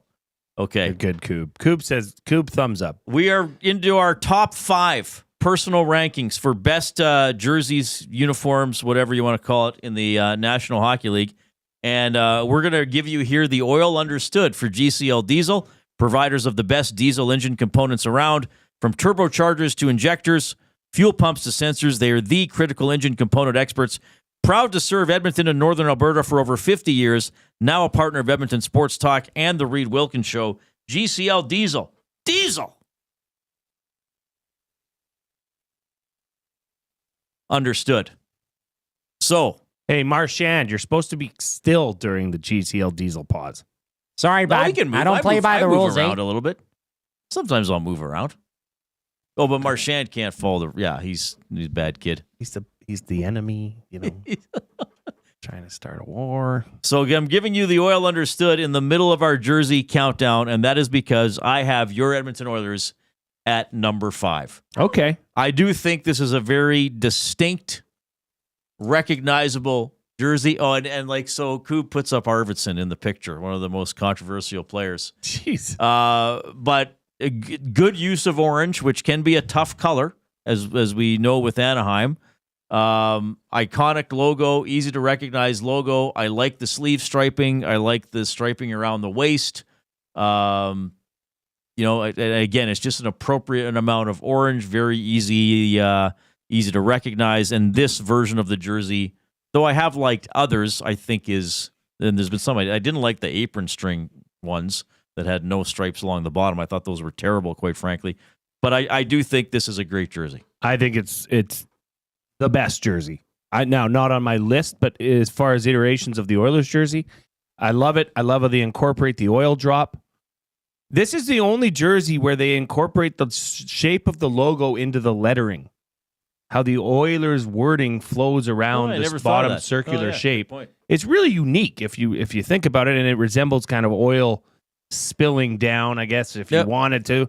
But once again, top tier shoulder patches, top tier, breaking it up with a little bit of a white stripe there. I like it. I had the Oilers as my 4th. Now, I'm on my 5th, okay? Okay. But Oilers are my 4th.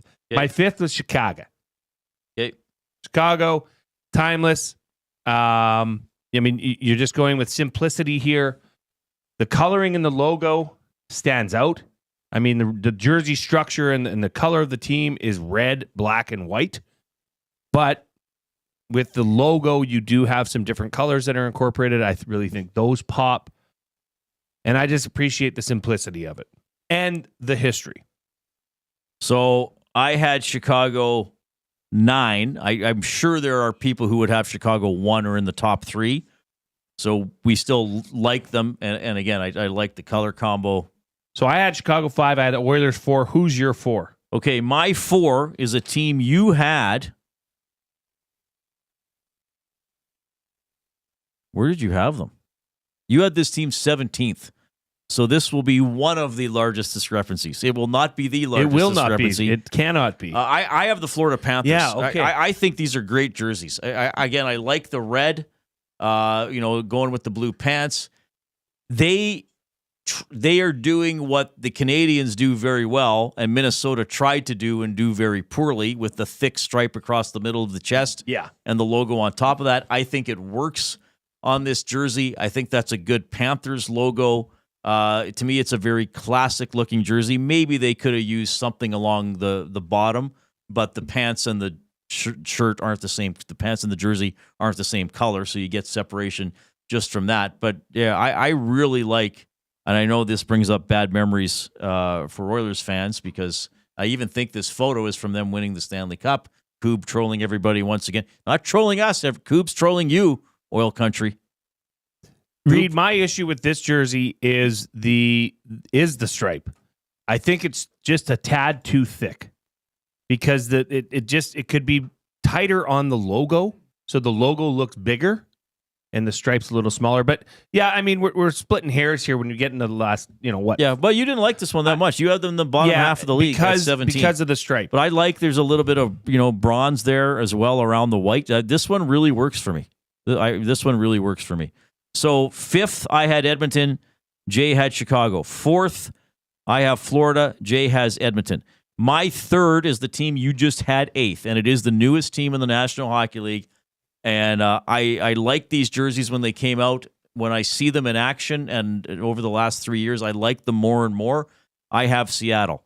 Yes, I get that a detractor might say, well, it's blue with blue, but I like how they incorporated just a little bit of red. I think the logo is clever, being both an S and a kraken, both some sort of a sea creature, and then the red in the Seattle with the eye. I'll even give them a bonus point for going along with similar colors with the Seahawks and Mariners. Sure, all of Seattle being blue, but still having not exactly, but somewhat similar, but some uniqueness of their own. I think this is a really good kit here for the Kraken. And Reid, look at this shot that Coob's got up right now.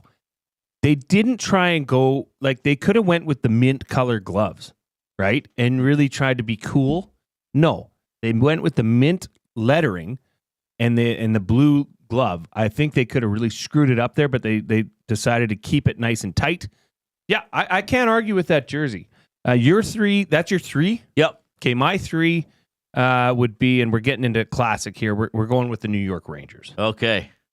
I mean, it's just iconic. You look at that jersey, you're not mistaking who's worn it, who's done what in it, what arena they've played in, what city they're from. That jersey reminds me of the Statue of Liberty. In a weird, you think that and your mind flashes to other, that is New York in a bag. And the gloves, the striping on the pants, I mean, everything about that jersey is just crisp and clean.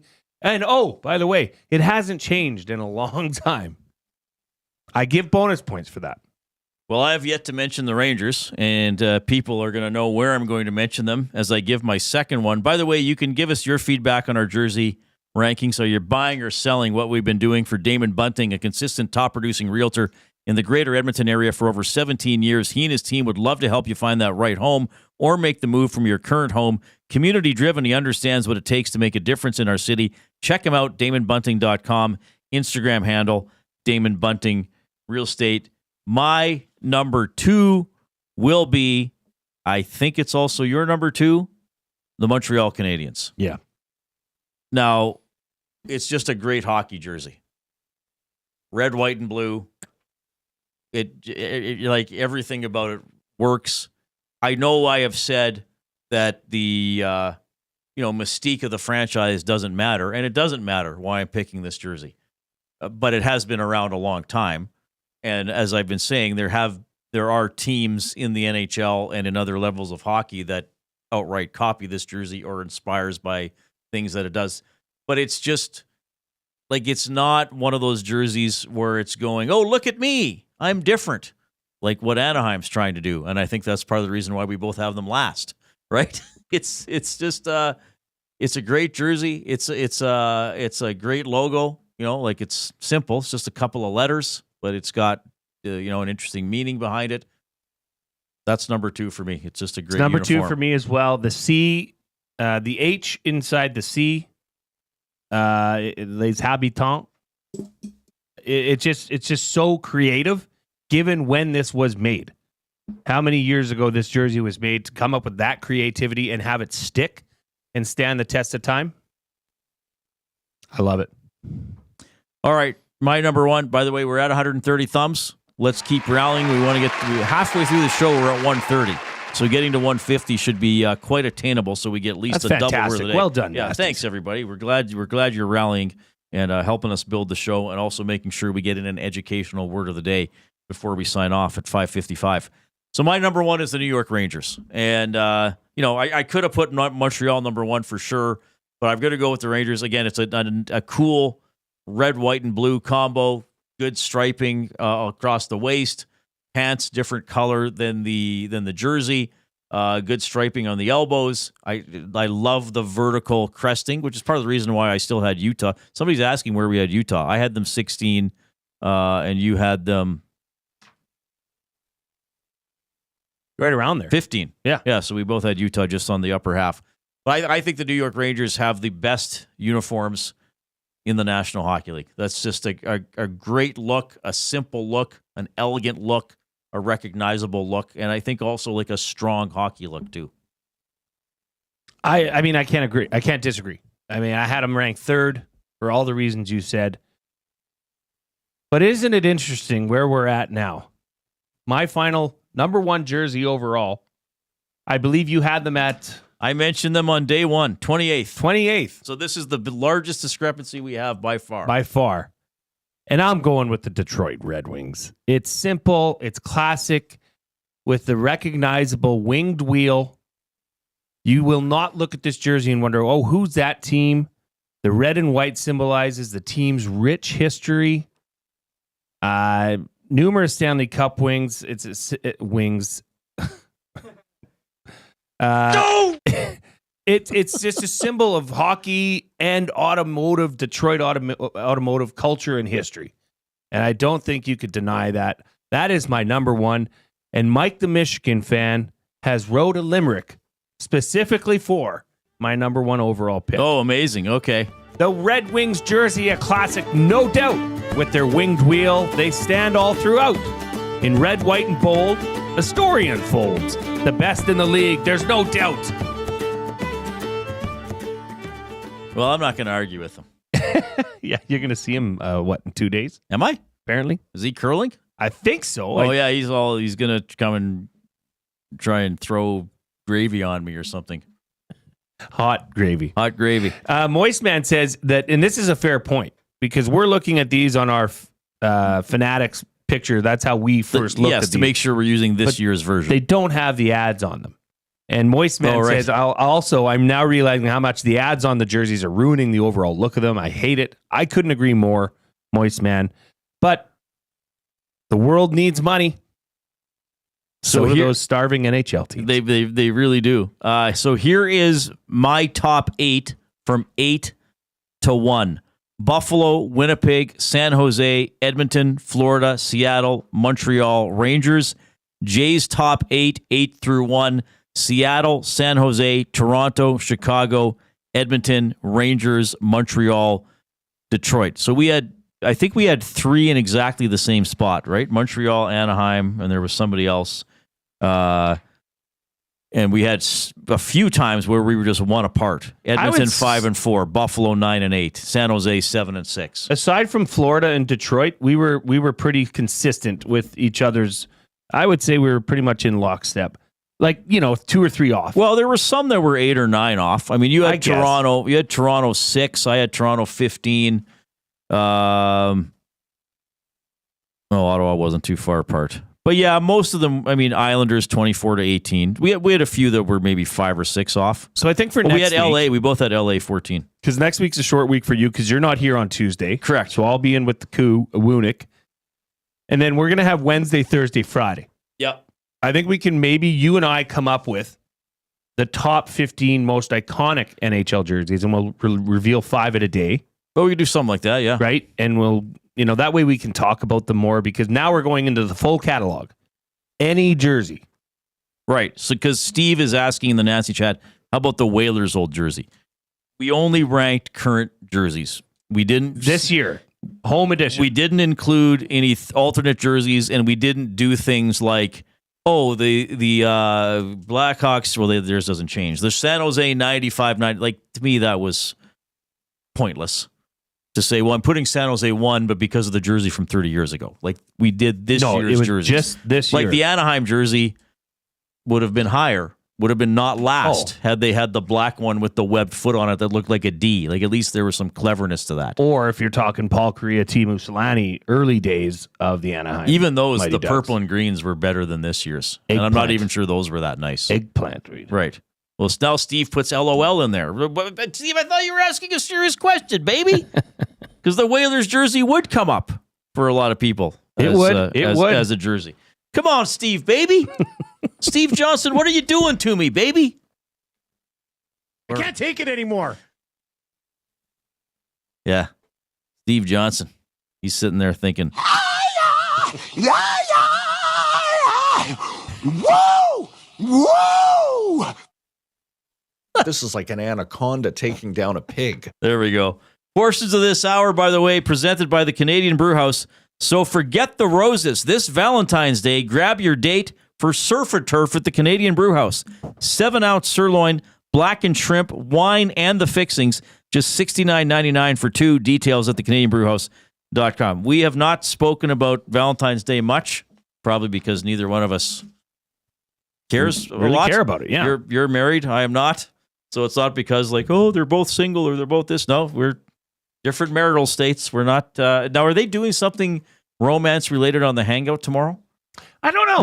We should have 2 nasties get married on the show someday. Yeah, now we're talking. That's what baby. they should have done. And I think of these great promotions when it's way too late. Brought to you by Paris Jewelers. Yeah. But I think they're doing. Are they doing something romancy? Because is Jasmine in tomorrow? You understand who runs the Hangout, right? The coup. Do you think there's one romantic bone in that body? No, but I think Jasmine's on tomorrow, and I've seen posts on Instagram about relationship advice or something like that. Well, tune in. That's all I could say. We will have an afternoon debate centered around the Four Nations face-off when we get back.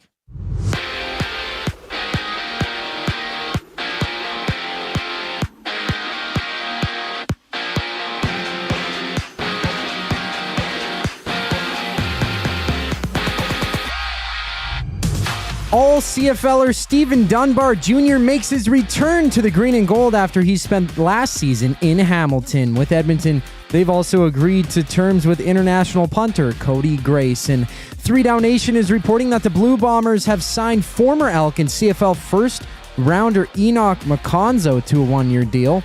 And in hockey, Team Canada's Shea Theodore of the Golden Knights is out week to week after he sustained a hit from Sweden's Adrian Kempe that crumpled him into the boards, injuring his right forearm on the play. Travis Sanheim takes Theodore's spot, with Canada unable to add another player to the team unless the team suffers another injury. From Montreal tonight, Finland challenges the United States as both Jussi Saros gets a nod for the Finns, and Connor Hellebuck starts in between the pipes for the Americans. And there's 5 games in the association, having Sacramento on the road in New Orleans.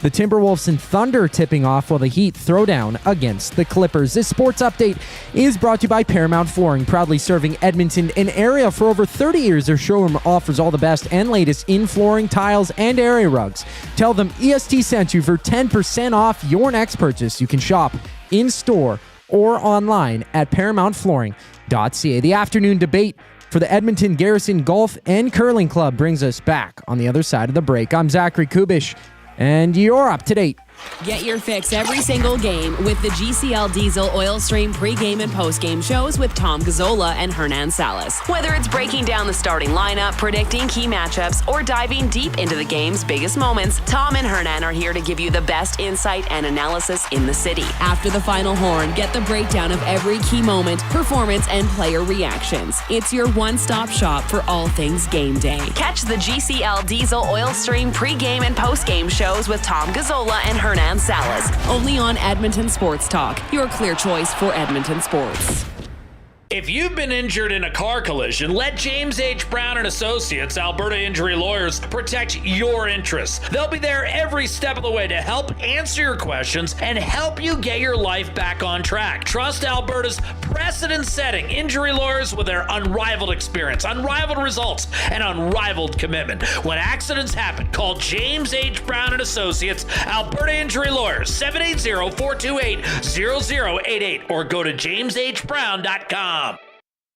Since 1952, William Huff has been the heartbeat of Edmonton's advertising world. From humble beginnings to a citywide powerhouse, we've been the go-to for signage from print to design and installation. Partnering with Edmonton's top sports franchises and major events, we've helped shape the city's global reputation. Our secret? Unmatched customer service, decades of experience, and a passion for excellence we call the William Huff Advantage. Visit us online at williamhuff.com. Food Sausages makes their meat with nothing but the best local ingredients. From chicken, beef, and pork, their gluten-free sausages are packed with flavor. Every single bite. Get a 10% discount when mentioning Edmonton Sports Talk in-store or use the code EST when shopping online at foodsausages.ca. Plus, you get free delivery on orders of $100 or more. Find them at 6736 99th Street. Food Sausages. You can't beat our meat. Thinking of you's working up my appetite. Looking forward to a little afternoon Debate. rubbing sticks and stones together make the sparks ignite. And the thought of loving you is getting so exciting. Sky rockets in flight. Afternoon Debate. Afternoon Debate. Oh my goodness, it is time for the afternoon debate. We do it every Thursday on the Reid Wilkins Show with Jason Milne. It's presented by the Edmonton Garrison Memorial Golf Club. Early bird golf memberships now on sale at the Edmonton Garrison Memorial Golf Club with discounts for seniors and first responders, plus special rates for Sturgeon County residents. Enjoy GPS carts and awesome driving range deals, inside kickback, and enjoy a pint and a pound of wings. I'm not saying or like written. I'm saying and. It's called an upsell. Full bar and restaurant. For more info, visit egmgolf.com. That is egmgolf.com. I just had an awesome idea. What? You, me, Yeah. not Marchand. No. No. Because you wore that jersey, you're not invited today. Maybe another time you'll be invited. We'll go for an early morning round. Oh, yeah. At the Garrison. That's fine. And then be here by 10:30, 11. Mm-hmm. Golly, I can't wait for the summer. Yeah, that'd be great. Just me and you, hey? A couple best chums out there. Yeah, sure. Huh? Just whacking some balls. Yeah, we certainly would be. Can't wait.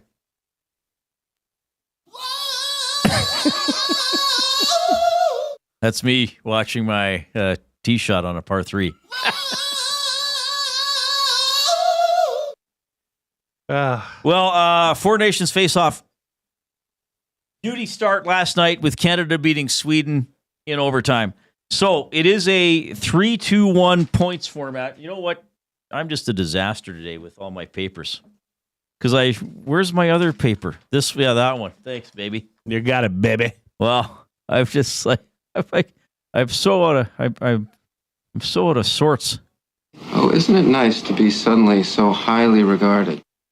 So it's a 3-2-1-0 points format. So that means, and most hockey leagues, most international hockey leagues use this. I'm glad they're doing it in this tournament. If you win in regulation time, you get 3 points. If you win in overtime or a shootout, you get 2. If you lose in overtime or a shootout, you get 1. And if you lose in regulation, you get 0. So Canada got 2 points. Sweden got 1.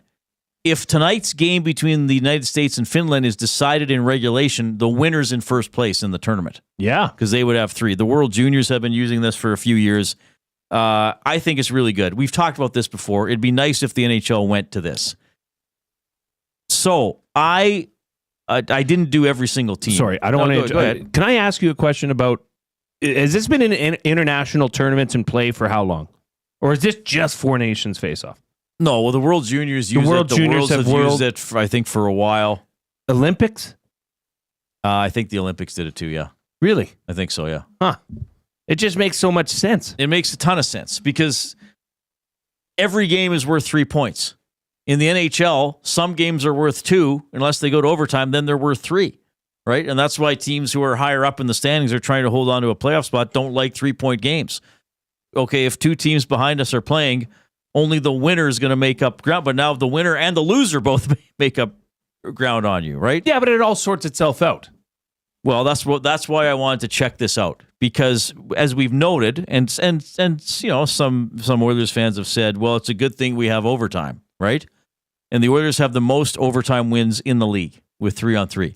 So I thought I will recalculate the standings in the NHL based on the 3-2-1-0 point format. So I changed the regulation wins to worth 3, and then all the other wins stayed at 2, and then the overtime shootout losses stayed at 1, and a regulation loss is still 0.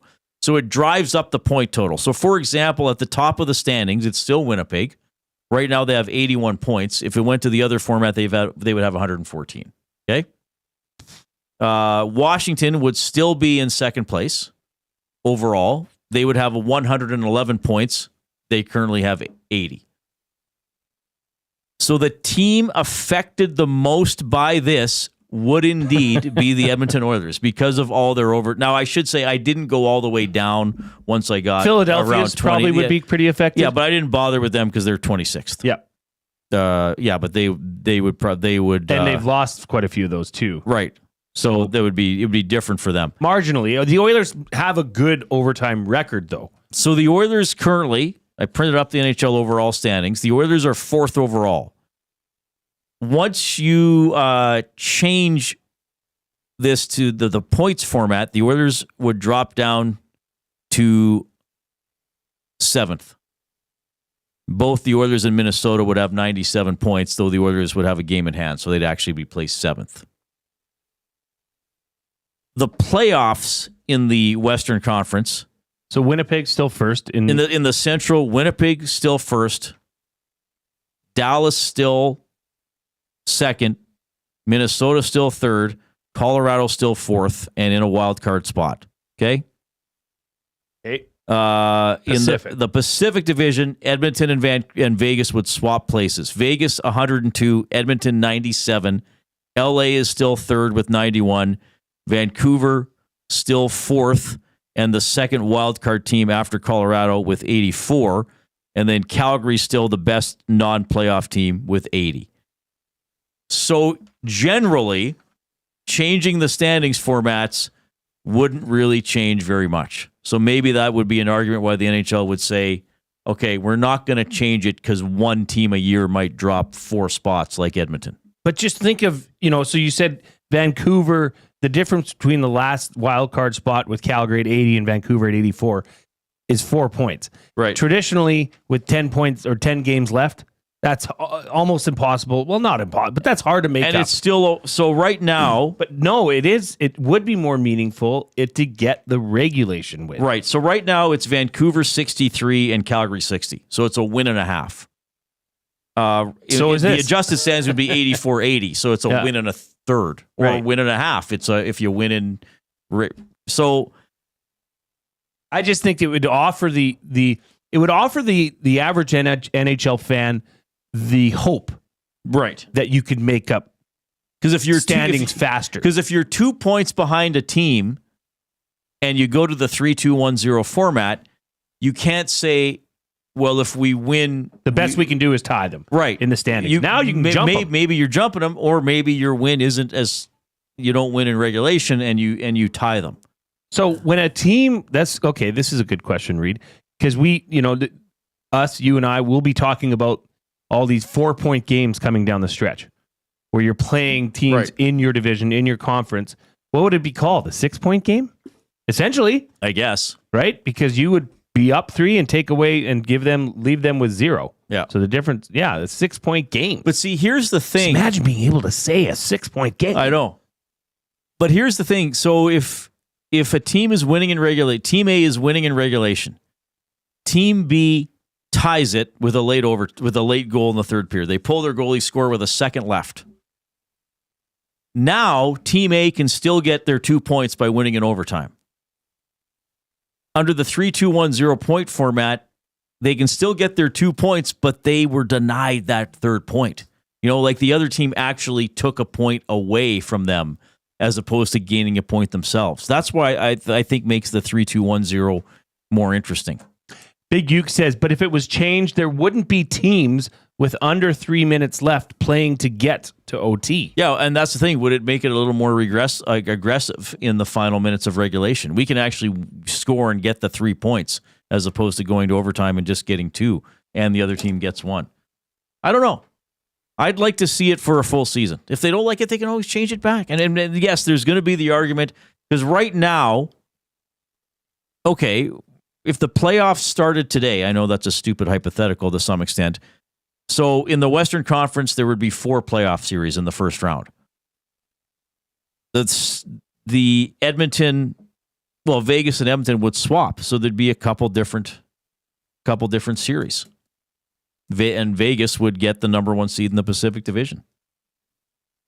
Rip City Step makes a really good point. He says there would be more must-win games and less gotta-have-them games. Yes, I don't even remember the differentiation. I should make a chart. You have to make a chart for me. Be like that F around, find out chart. Because trust me, I don't understand it. Okay, I will. I really don't understand it. But so that's one thing for the afternoon debate. I would like to see the NHL do it. Are you on the fence or are you a yes? I'm in. Okay. I'm totally in. And then I think the other, we'll put this under the afternoon debate, though I don't think it's going to be a debate.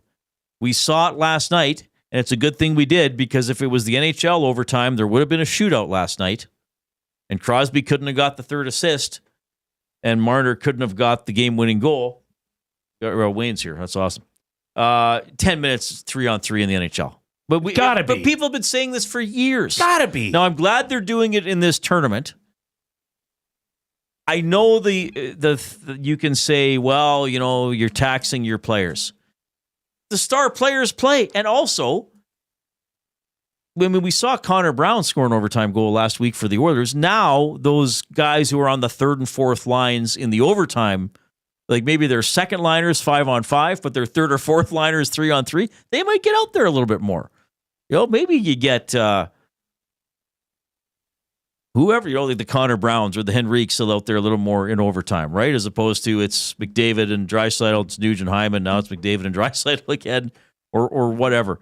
And it was fun. No, it was extra fun last night because, I was watching with my friend. I was like, I think it's going to be, I said, I think it's going to be McDavid and Marner and Makar.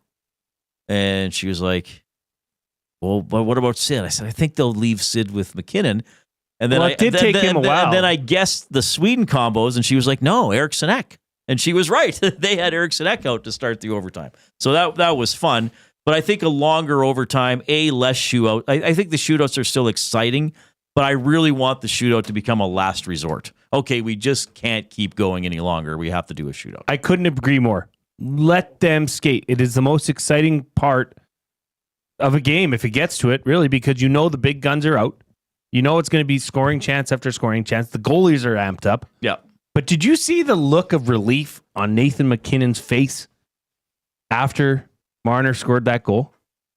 Did you actually see it? I looked for it specifically because Nathan McKinnon, boy, that guy likes to shoot the puck. Now, I don't blame him. He is the leading scorer. He's good at what he does. But he must have been so frustrated because he had, 4 or 5 grade A scoring chances in overtime? Well, he had a couple shots, yeah. No, more than a couple shots. I don't think he had 5 grade A chances in overtime. He wasn't on the ice enough. Yes, he was. He had at least 4. I'm serious. Okay. And he got denied.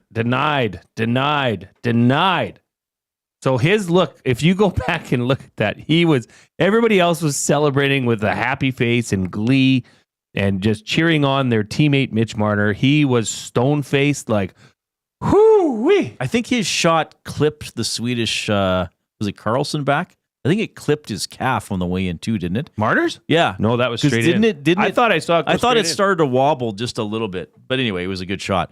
Okay, before we wrap up, I'll throw you one more afternoon debate. Who's the goalie for Canada on Saturday? Aiden Hill. I would agree. I would go with Hill. I mean, geez, did you see that goal Binnington let in? Man, he sucks. Which one? He allowed 3. Yeah. Must be terrible. He must. What a joke that goalie is. I'd cut him right now. Careful. That cake's hot. Cut Binnington. Okay, guys. So Shea Theodore is out, unfortunately, and Jordan, you're going home. We don't need 3 goalies if you're going to be one of them. Can't have you. You let in one bad goal. Oh, by the way, who was the guy shooting it? My guy. Your guy. Adrian Kempe. Kempe. Uncle Kempe. Good player. Good player.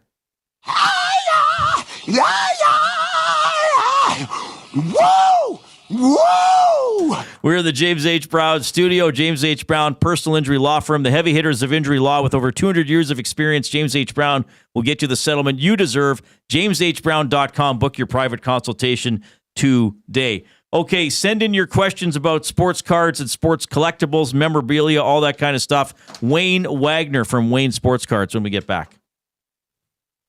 The EST Hangout. Look how long it takes for line mates to gel regularly. Fans expect these guys who don't normally play together all of a sudden to play like they played together for a year or two. It takes time for Marner to understand what McDavid likes to do. They're used to playing with their teammates and their line mates. Alexander Barkov will tell you what Reinhart likes to do. The EST Hangout, presented by Sentinel Storage. Weekday mornings 9 to 11, only on Edmonton Sports Talk. Your clear choice for Edmonton sports. You've always known GCL Diesel as the experts in diesel fuel systems, but did you know that GCL is also your source for turbochargers and turbo repair? As a turbo supplier for Garrett, Borg Warner, and Holset, GCL can provide genuine original equipment turbos at wholesale prices. Whether it's diesel, gas, natural gas, or performance, we can provide you with the turbo or custom repair you require. Turbo questions? We've got turbo answers. Visit us in the West End or online at GCLDiesel.com. GCL Diesel, turbochargers, understood. You want the heavy hitters on your team, both on and off the ice. If you've been injured in a car accident, call the heavy hitters of injury law. James H. Brown and Associates, Alberta Injury Lawyers. With over 200 years of combined injury law experience, their precedent-setting lawyers are ready to help. Locally owned and proud Edmonton Oilers fans, James H. Brown and Associates wants to support you with their unrivaled experience, unrivaled results, and unrivaled commitment. When accidents happen, head to jameshbrown.com. Looking for quality building materials and friendly advice? Visit us at Windsor Plywood Leduc, family owned and locally run since 1993. From interior materials for doors, flooring, baseboards, and all the finishing touches to all you need for your outdoor projects like cedar lumber for decks and fences, plus all the plywood you'd need. Our full-time on-staff carpenter can help with anything odd-sized or custom, and from domestic hardwoods to exotic selections, we've got you covered. And if we don't have it, we'll track it down for you. Windsor Plywood Leduc. We're the experts you need to know. Love is in the air. I love you. And you? And you? And you!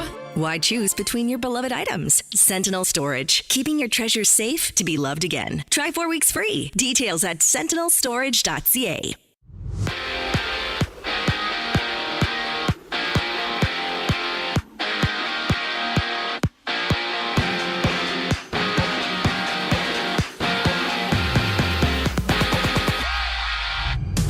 After spending last year in Hamilton, former Elks receiver Stephen Dunbar Jr. returns to Edmonton. He's coming off his best season in the CFL, with Dunbar having nearly 1,200 yards and 5 touchdowns on 75 receptions in 18 games played last season for the Ticats. Meanwhile, international punter Cody Grace has signed with the Elks, while John Hodge of 3 Down Nation is reporting that former Elks 4th overall pick Enoch McConzo has agreed to a 1-year deal in Winnipeg. And from Montreal, Shea Theodore's time at the Four Nations face-off is over after the Golden Knight injured his wrist yesterday while taking a hit from Sweden's Adrian Kempe. Phillies Travis Sanheim steps in as his replacement, with no additional players being added to the Canadian squad as they require another injury before they can add a replacement skater to the team. It's Connor Hellebuck and the Americans dropping the puck against UC Saros and the Finns for their opening game in the Four Nations face-off. While on the hard court, the Kings play the Pelicans, the Clippers take on the Jazz, and Golden State meets Houston on a 5-game NBA slate. I'm Zachary Kubish. That was your sports update. The third and final hour of the Reid Wilkins Show starts right now.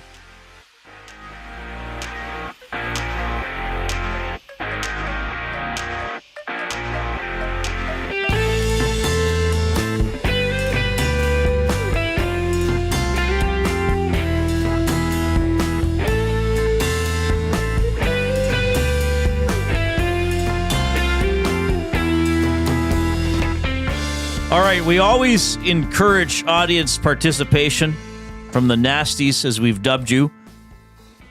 And this is a segment that'll be very good for that, because we have an expert here on a topic that a lot of people are passionate about. And maybe some of you know a lot about it, and some of you might not know a lot and want some information. If you're texting us, it's the River Cree inbox, 780-218-9999. River Cree Resort and Casino, home of Tap 25 Restaurant, where the entire menu, 50% off 7 days a week from 2 to 5 p.m. You can email Reid at EdmontonSportsTalk.com. And, of course, in the Nasty Chat on YouTube, continue to click the thumbs up. We are a dozen away from double word of the day territory. So let's get there so Jay can quiz me at the end of the show. Making his first appearance on the Reid Wilkins Show, but not on a show hosted by Reid Wilkins, it is Wayne Wagner from Wayne Sports Cards and Collectibles. How are you doing, buddy? Oh, I'm doing great. Thanks for having me. It's great to see you. Thanks for making a much shorter drive than you had to come on my show at Ched. So, much more enjoyable, absolutely. So let's just remind, because look, there's some people in the audience who are like, oh, I know Wayne, or I just was at the store yesterday, but there's always new people or people new to Edmonton or new to the show or whatever. Give us the Coles notes on how long you've had the store, where it is, all that fun stuff. Well, that's just going to age me, is all that's going to do. I like to tell the story that, we've had the shop for over 35 years, but I opened it when I was 4. So it stops the age mathematicians doing their quizzing. But no, we've had the shop, like I said, for over 35 years. Enjoyed every single year of it.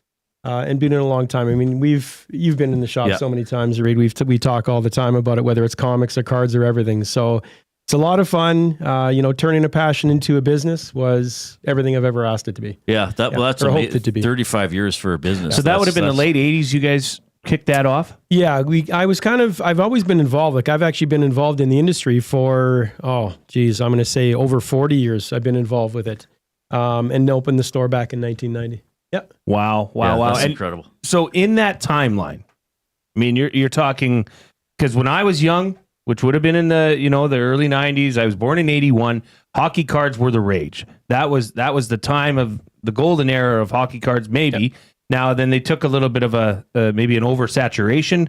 But how is the ebb and flow of the hockey market and the trading card market? How has that changed in your time, and how many times have you been through it? Well, that's a great question. We get that asked all the time, and it's changed. I'm going to say at least half a dozen times, if not more. We've seen so many changes from early 80s, as you mentioned. Gretzky came in and everyone was kind of really unique. I want to get a Gretzky rookie card and a few things like that.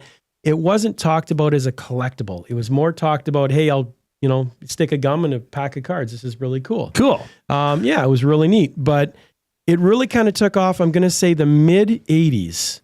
Things kind of started to roll out a little bit differently, where people were more collecting. They were, anticipating the next product to come out. And then obviously the 90s boom was insane. That's what kind of pushed it over the top. Fast forward to today, you've had the roller coaster rides where in the late 99, 2000, things were kind of in a slow area. There was the mid 2000s where we had Sidney Crosby and Alexander Ovechkin. Then you had 2015-16, you had Connor McDavid. So there's been just this roller coaster ride. But I'm going to say like ever since 15-16 with McDavid, it's been absolutely insane in the card business. And absolutely crazy. And well, you can correct me if I'm wrong here.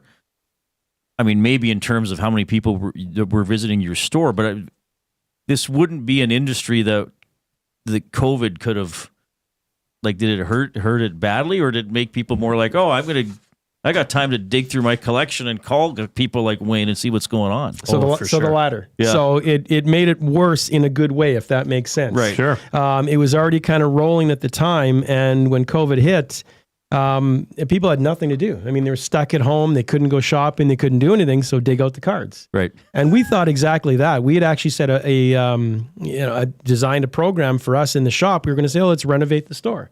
Let's change the way we do things. It's going to be quiet. We're shut down here. Can't have any people in the store. You can only do curbside. Let's just figure out how we're going to remodel the store and do some stuff. So we had, some friends come in and people we have work with us. So there was 4 or 5 of us the first day. And we'd kind of set up a little shop in the vestibule. And Nikki goes outside, my wife, who's works with me, and she said, you're not going to believe this. And I said, what's that? And she said, there's like 20 cars parked outside. And I'm like, what? And it just didn't stop. Like, it was crazy. Every single day, it was nonstop traffic. 10, 15 cars in a lineup. There was times where we had 15 people lined up to come and buy stuff as we're shopping for them in the shop. So COVID helped big time. Yeah. Wow. Yep. Big time. Now, okay, so with you mentioned the McDavid year. So that would have been the 15-16 Upper Deck Series 1 with Carey Price on the cover, right? Good memory. Well, I'll tell you why I know that. Because when I was during that, when it was first coming out, I had collected cards my whole, childhood. Mm-hmm. And in fact, we were talking about a card. You would know the card. It's a basketball card where the Menendez brothers are pictured in the background, right? Yes. We were talking about that. Anyways, for some reason I said, I'm going to go buy some of those, so I can have them. So I went and I got a pretty good deal on the box, so how many packs of cards are 24 packs, 8 cards a pack. 24. Yep. So I got 4 of them.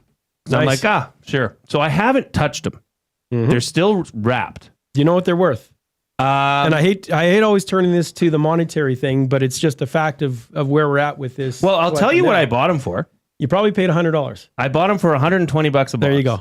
Okay. Yeah. What are they worth now? If it's the hobby boxes, and it's the flat boxes, not the square. Flat. Yeah, the flat ones. Yeah. So those boxes now sell for between $1,200 and $1,400. Hey, per box. Oh, okay. Yes. We're doing good. Yes. Now I haven't even taken them out of the wrapper. Yep. Okay. Well, that's important. Do not open. Okay, that's my question. Is it best to say, okay, I'm gonna go ahead and I'm gonna crack one of these open, see if I got to make or do I just say, Jay, sit on your damn hands and leave it alone? Leave them. So here's the reason. So what ends up happening is we go along, and I'm going to make this a short story because I can go on for a half hour. We got lots of time. All right.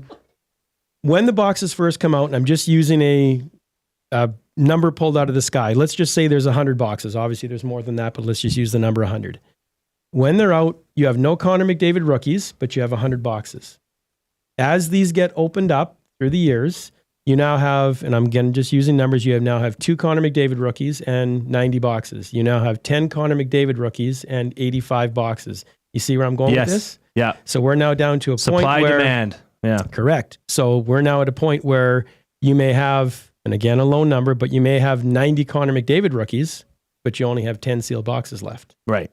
So it's now the sealed boxes that are in high demand. And my wife gave me supreme, what, when I came home with whatever it was, $480 or dollars worth of hockey cards. She said, are you been drinking? Yep. I said, well, now I'll go tell her. I said, yeah. Wayne said we're good, baby. Well, I'll expand on that. I mean, in terms of sealed wax and how it works, sealed boxes, and I might butcher this story a little bit, but get the gist of where I'm going with this. There was a Pokemon box, which is blown up. That's another. Yeah. It's crazy. But there was a lady that had bought 2 boxes back in 97 when Pokemon, the very first one, had come out. Right. Okay. She bought 2 boxes, one to give to her son and one to put away for future use. So she hid it in the linen closet. So fast forward to 6 years ago or 7 years ago, she went to move. Lo and behold, as she's cleaning out the house and cleaning out the linen closet, she finds this box of Pokemon sealed, knowing that she had something. Well, back then she probably paid $75 for the box. Oh boy. She sold the box in auction for $250,000. Whoa! So that's what happens to sealed product, because you have less of that in the market, because every single time, if I wouldn't have talked to you, maybe you would have opened a box. Now there's one more or less sealed box in the market. I don't. Wow. I'm pretending I don't even have it. I feel like the way you told that story, it's almost like a Schrodinger's cat thing. The Pretty cat much. is both dead and alive at the same time in the box. What a drop. Until I you didn't have open it. Schrodinger's cat on my bingo card Yeah, today. I like surprising people and saying quirky things. Wayne Wagner from Wayne Sports Cards and Collectibles. You brought. We'll do this after the break. Yeah. This is PWHL related, and there's a PWHL. game because he brought in a stack, and I was like, "Oh, what is Wayne thinking here?" So he'll explain this, and if you're on YouTube, people are probably like, "What are those?" We will get to these. But Jay asked me earlier, and you and I have talked about this, but this is worth explaining about how a card is actually, the difference between getting a 10, 9, 8, or 7, whatever, if you get it off. And I'll just tee you up a little bit, but you've told me about the centering and all that kind of, like how it's cut, I think, and flawed or not flawed. I know this is, again, you could probably do a whole show on this, but just for someone, how do these things get graded? What are the criteria? Sure. And you are correct, Reid. I mean, I can go on every single topic we talk about in this market, whether it's, and I noticed your Rocket Raccoon shirt. I didn't notice that. That's very cool. But whether it's comics or cards, I can go on and on, whether it's, how to keep them, whether you open the box, don't open a box, whether you grade it, don't grade it. I mean, every one of these topics I can go on for, 6-8 hours talking about this stuff. And I have a hard time in the shop even, and I know all the staff does too, trying in a nutshell to explain to people why or whether or not. But yeah, going to the grading thing, that's a whole nother step in the process of escalating the value of your trading card. So if you have, and I'm just going to use Connor McDavid as the example, if you have a raw Connor McDavid Young Gun from the Upper Deck Series 1 that we've been discussing, they go for around $1,000, $1,200 for a raw card. Okay. If you get that card graded and it comes back at a high grade, I'm not going to get into the 9s for PSA or the 9s for Beckett, but if you get into the 9.5s for Beckett or the 10s for PSA, you've escalated the value of that card from $1,000 to $1,200 up to $2,000 or $3,000. Now, it's not as easy as it sounds. Everyone, and we see a ton of people every single day coming in going, "Oh, I found this card and I grabbed this time. I know it just came out of a pack. This is a 10." That doesn't mean it's necessarily a 10. Sure. There are so many different things that go into the grading of a card, whether it's the centering of the card, the edging, the corners. The surface is one that everybody misses. To the naked eye, if you stare at this card, the surface looks fantastic. Yeah. If you take a magnifying glass to that, there may be a scratch or an imperfection on that card, and that can knock the card down a half or a grade. Wow. So it is very difficult to get 10s. But when you do, obviously you get rewarded financially for it. No question. Yeah. Now, Wayne, Hula Boy Steven and Nasties, if you got questions, text him in 780-218-9999. We'll try to get to as many as we can. Hula Boy Steve says, does Wayne grade cards? We don't. So there's actually nobody in Edmonton that grades. There are people that accept submissions to send in on your behalf. We have a customer that actually does that. So we send the customers to our customer and say, hey, he'll help you with this. It is an easy process. You can do it on your own. PSA and Beckett, there's many companies. There's probably 8 or 10 different companies in the marketplace that grade. The two most recognizable companies are Beckett and PSA. PSA being the number one company in the world for grading. And again, I might get this number wrong by a few, but it's still a huge number. PSA grades 1 million cards a month. What? Not a year, but a month. So they get a ton of submissions. But yeah, so going back to your question, we don't do the grading, but we will advise people. Again, someone will walk in with a card and at least I can tell them, hey, and I'll go back to the McDavid. If I see imperfections on the card and I think it's coming back as a 9, it still benefits you to get the card graded because you know what grade the card is. But in terms of value, you have not done anything for the value of your card. Doesn't move the needle enough it to doesn't. say. Because how much does it cost to get graded? For just a general card, it's about $30, $35. And you are have they to in ship Texas? it off, right? Is PSA the one in PSA is in Texas? California. California. Beckett sorry. is in Tech, yeah. Okay. Correct. All right. So maybe just, I'm not trying to be a downer here, but I do think this is important as a cautionary tale. And you and I talk about this every time you're on, but it's important. If somebody remembers, finds, is given a box of, here's some cards from 1972, probably don't think, well, there it is, I can retire. Right? Because I I gave you the Coles notes of the cards I have, and there were about 7. And I remember I brought you pictures on my phone one day because I have some rookie cards from the early 80s. There were about 7 where you said, you could be okay, but like you got to keep working, Reid. Like, correct, and that is a misconception. Everybody just assumes when you find a card, and I'll even go back into the 50s and 60s. You can find cards from the 50s and 60s. If they are mangled and crumpled up and destroyed, they come back as a 1. If you have a key player, if you have a Gordie Howe rookie and it's mangled and beat up, or a Gretzky rookie and it's mangled, they still go for good money. A Gretzky PSA 1, you'll still get $800 for the card. Really? And those are beat up. Yeah. But a common card, which again, I go back to the 50s and 60s, even a common card, if it's beat up and mangled, you're only talking about a $2 or $3 card, even if it's from 1950.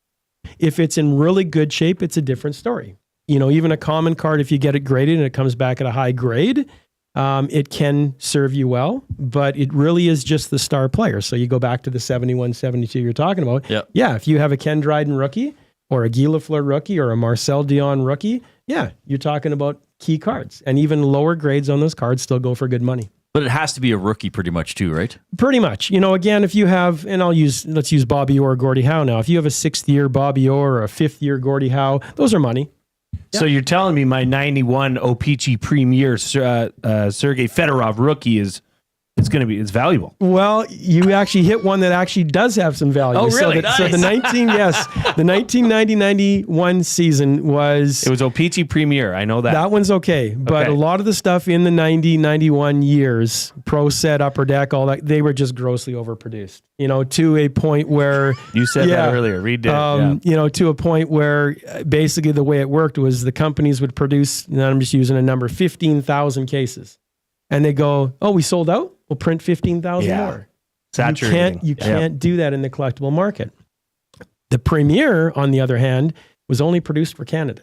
Oh, cool. So the numbers are limited, and a lot of what ended up happening in those years where they were produced, they were available in Canada, and Canada was shipping them down to the United States because we were getting the money for them in U.S. dollar. The dollar. Correct. So which is now where we're at anyhow. Where we're at now. But that is one of the years where if you have, and I'm not talking about thousands of dollars, but if you have a Yager or a Fedorov in that set graded at a high grade, a 9 or 10, they still go for $100, couple $100. Cool. Wow. Okay. Wayne's going to spend a few more minutes with us. Send in your questions. He's going to explain why he brought this particular stack of cards to the studio. I'm very curious as well. And it is the James H. Brown Studio, James H. Brown Personal Injury Law Firm, the heavy hitters of injury law with over 200 years of experience. James H. Brown will get you the settlement you deserve. JamesHBrown.com. Book your private consultation today. Here comes the Coop.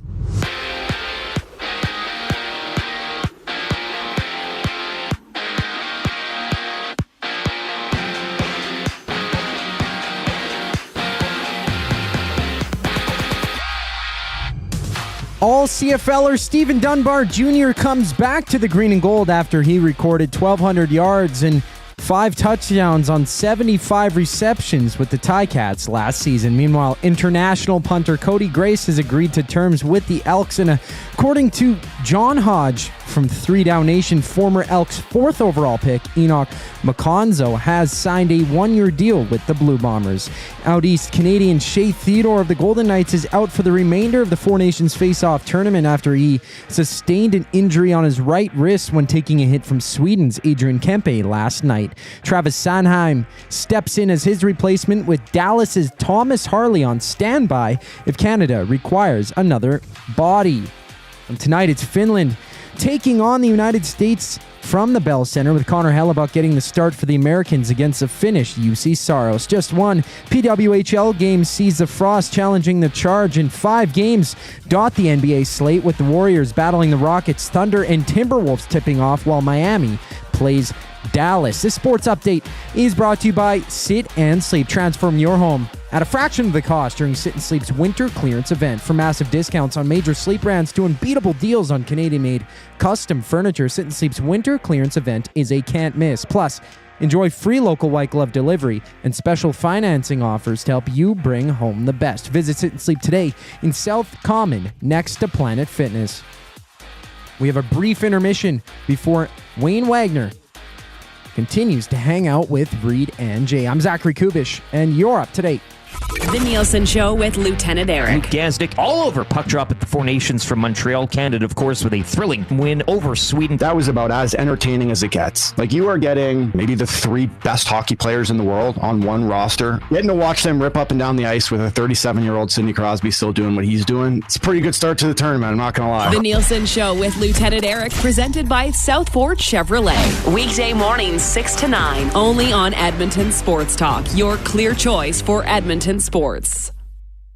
Hey Edmonton, ready to take advantage of lower rates and better pricing? South Fort Chevrolet in Fort Saskatchewan has you covered. From rugged trucks to sleek SUVs. And with over 40 years in business, you can trust that you're getting the best deal on your new ride. As the proud title sponsor of the Nielsen Show, EST listeners can drive a little to save a lot with South Fort Chevrolet's transparent pricing and down-to-earth sales team. Visit us today in Fort Saskatchewan or online at southfortchev.com. The Canadian Brewhouse wing flavors of the month are going head-to-head. Spicy Dill 2.0 versus Bang Bang Sauce. Head to the Canadian Brewhouse for wing night to cast your vote. Great wings, cold drinks, and an atmosphere you won't forget. The Canadian Brewhouse. Our house is your house. Looking for a winning strategy for your retirement? Contact me, Joaquin Gage at K4 Financial, where expertise meets dedication. I will always look for a careful approach to your retirement, ensuring your financial future is secure. From tailored strategies to clear, actionable advice, I'm here to guide you every step of the way. Don't leave your future to chance. Get in touch with me, Joaquin Gage, today at k4financial.ca or email joaquin.gage@k4financial.ca to start planning for a brighter future and a more secure retirement. Your home for live music and great performances is the River Cree Resort and Casino. March 21st, don't miss Grits and Glamour, 2 country icons, Pam Tillis and Lori Morgan. Live at the venue at the River Cree. Except for Monday, which was never good anyway. Tuesday, I get a little. Get your tickets at rivercreeresort.com. River Cree Resort and Casino. Excitement, bet on it.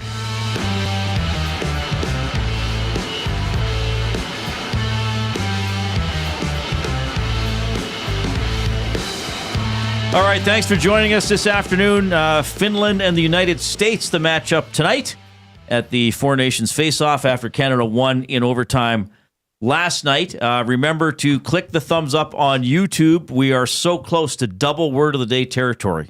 We want to get there, so don't wait. Text a couple friends, tell them to check out the show. Give us a thumbs up. Big thumbs up to Wayne Wagner from Wayne Sports Cards and Collectibles joining us. Great to see you again. So, you brought stuff. You brought cards. I just want to take them and leaf through them, flip through them, but I'm not going to touch them. What's the story with this set here? Well, I brought in the inaugural edition of the PWHL hockey cards. It was something that was announced about a year ago that Upper Deck was going to produce this set. And it's kind of taken the market by storm. The league itself has gone crazy. Mm-hmm. From last year, and then I was looking at some numbers a few weeks ago. I think the attendance has gone up like 35% on average over the last year, which is a huge number. And you're seeing, not when they play at home, but when they go on the road and play in neutral zone arenas, they're drawing on average 15,000 fans to these buildings. Yeah. So it's great. I mean, it's huge. It's fantastic to see. The trading cards have kind of followed suit. So I brought a base set of the inaugural edition, which I'd love to have brought boxes and packs, but it's basically gone. So the product came out, and when it released, they were ranging anywhere between like $120 and $150 a box for this, because it's done in basically the same style as a regular Upper Deck product would be. So you've got the base set, you've got the Young Guns, you've got Dazzlers, you've got Canvas, you got the exclusives, you got the High Gloss. Boxes now, if you go on eBay, are selling for $300 US. Wow. So they started around 100, you said? Started around 120 to 150, and they're now at $300 US a box, so $400 Canadian. Okay. Is what these, and they've only been out for a couple weeks.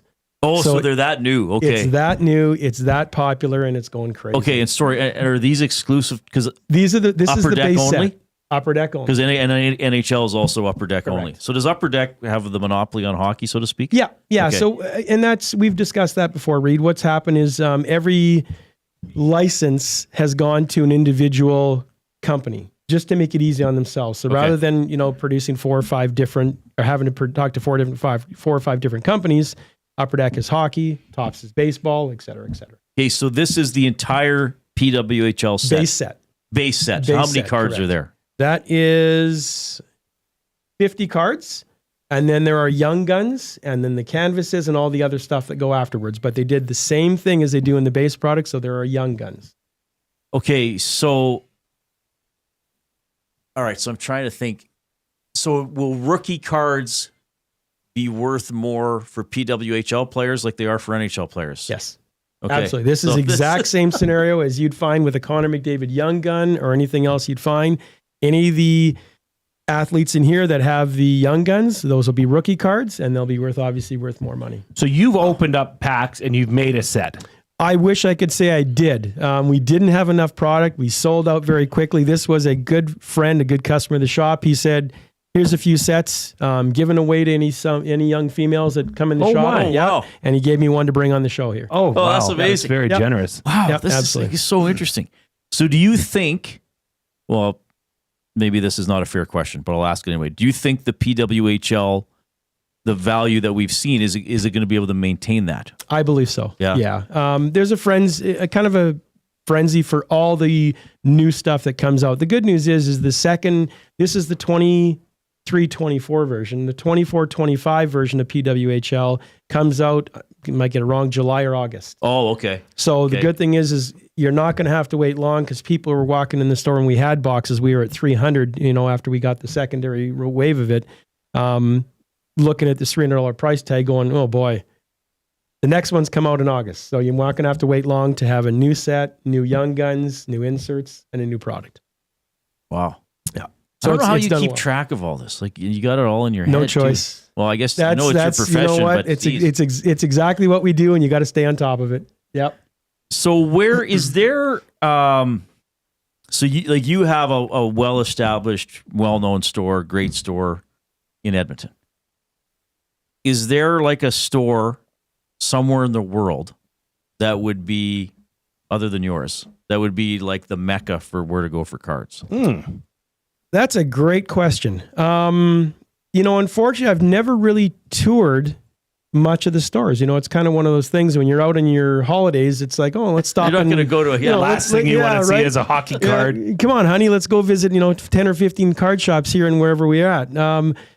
I've never really walked into stores. Like, there are some big name guys out there that I've known for years. There's a fellow by the name of Rob Veris who runs Burbank Sports Cards, and he's one of the big guys in the industry. Right. Carries a lot of single cards. So if you ever want singles of any set that you ever need, that's his kind of what he does. That's his forte. Oh, I see. Okay. But I've never really been in a shop. Like, we prided ourselves on carrying everything. Yeah. And I'm not just talking hockey cards. Whenever we sell out, we try to replenish the stock and have it. So, we go back where it doesn't matter what it is. I have packs on the shelf from 1981, 82. I have packs from 82, 83, 84, 85. When it comes to non-sport stuff, I go back to the 70s. I have King Kong from 1978. I know Dustin has opened packs on his show, like Bill and Ted's Excellent Adventure and Home Improvement. So any of these things, like, I try to carry because I think it's unique when people walk in and they go, wow. I remember opening that pack up in 1994, or I opened it up in 1981. Well, and I think that's cool, though, because I would think you don't want to cater to just the 0.00001% of collector who knows almost as much as you do. Right. Like it, and I've been in there, and it's like I bought some X-Files cards there. I wasn't buying them so I could make $500 off a card. Wow, look at this I wanted card. to see what monster was going to be in the pack. Yeah. Like, why not? And you could get autographs. The nice thing is you were buying that stuff with the chance of actually getting autograph cards from the actors and actresses. But yeah, that's what we tried to do is if you're just carrying the regular stuff that comes out on a regular basis, you're just another card store. We wanted to separate ourselves and say, hey, look, you know what? We keep going back and finding old stuff that people don't have and just making it a kind of a unique experience for people to come in and shop. Yeah. rather than just the regular stuff that comes out on a regular basis. Yeah. Wayne, I wanted to ask you, what is the most valuable card whether it's come through your store or you've seen or touched? I mean, I know this stuff can get pretty pricey, but what's the most valuable card you've found yourself close to? So I don't know whatever became of the card or the value of it, but I was holding a Mickey Mantle rookie card. Really? And recently one sold for, I'm going to get the number wrong. What was it? Like you came on about that a couple times. What was it? Because it just went nuts. Was it 12 million? 10 million? I'll look it up quick. It was several million. So I mean, the card I had in my hand, it wouldn't have been a really extremely high grade, but I'm going to guess it might have been a 5 or a 6. Wow. So today, that card's going to be crazy. The biggest card that I know of for sure was the Connor McDavid Cup rookie, numbered out of 99, which was graded at a 10. And that card came from our store. And that one sold for, I think it was $150,000. The Mantle was 12.6 couple years ago. Yep. Now, was there a Connor McDavid rookie that sold for over $1 million or something? Or am I missing? Or Gretzky. Okay. Yeah. Because we talked about the Gretzky rookie card earlier on the show. I mean, there was a time where there were a lot of kids that had a Gretzky card. Mm-hmm. My brother, I know, had one that ended up in the wash. Okay. You've heard of the spokes, all the time. In the tire spokes.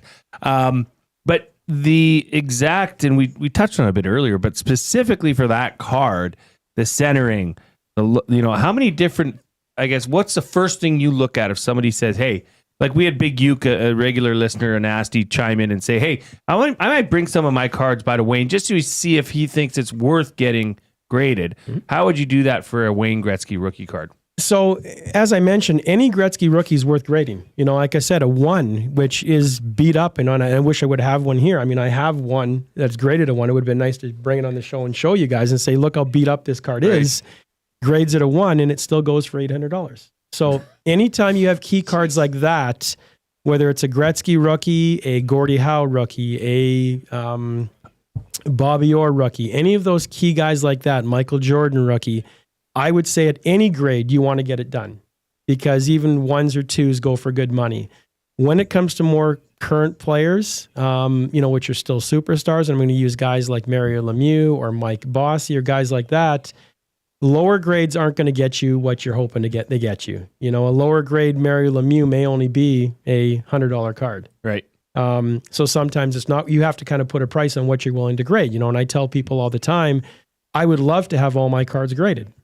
However, I could probably grade 1,000 cards.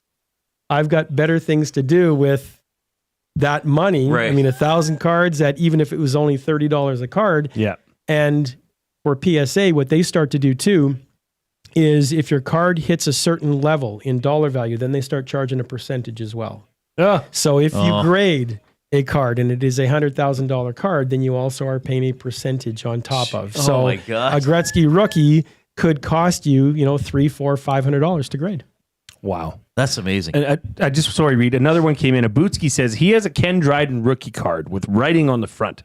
Is it worth getting checked out? Yeah, I would. Even with writing for a Ken Dryden rookie. And if it's not mangled, with writing on it, you're removing quite a few grades for the writing on it. But if it's still in decent shape, whether corners, bends, creases, all that kind of stuff, I would still advise getting that card graded for sure. And one other listener, sorry, Reid, I just want to get to one more. How does Wayne do any sort of consignments? Or is it just you buy it and you sell it? Or do you work with, is it on a consignment basis from time to time? We do not do consignment. We have so many cards that we can sell. I don't have enough display cases to display our stuff. Just easier to buy it. Yeah. And will we help people? Like if you have a unique card, Reid pulls a Mulder autograph card, and we have a customer that says, I've been looking, I'll hook you guys up. Yeah. I have no problem doing that kind of stuff and getting collectors together to do that. But we just don't do consignment. It also causes a little bit of confusion too. Oh, for sure. Okay. Remind everybody where they can find you online if they don't know, and also where you're located if they want to visit. You might get some first-time visitors. Absolutely. Wayne Sports Cards, waynesportscards.com, and we are located right across the street from West Edmonton Mall in the Westgate Shopping Center, 17020 90th Ave. I always tell people the easiest way to find us is we're right beside the McDonald's, the Boston Pizza. I mean, right in that little strip mall right there. I'm so glad you came in. It always flies by. We got to do this again. We love having you, Wayne. I'll say continued success with the store. It's already been 35 years of success. That's great. Yeah, continue, guys. man. Yeah. Awesome stuff. Wayne Wagner from Wayne Sports Cards and Collectibles. We got the Coupe.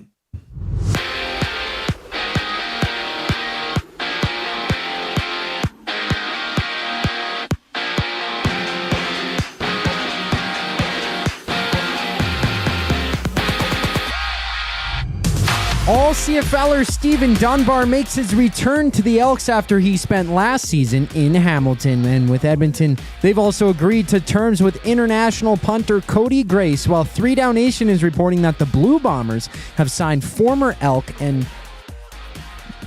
4th overall pick Enoch Makonzo to a 1-year deal. And from Montreal, Shea Theodore's time at the Four Nations face-off is over as the Golden Knight injured his right wrist last night when absorbing a hit from Sweden's Adrian Kempe. Travis Sanheim from Philadelphia steps in as his replacement,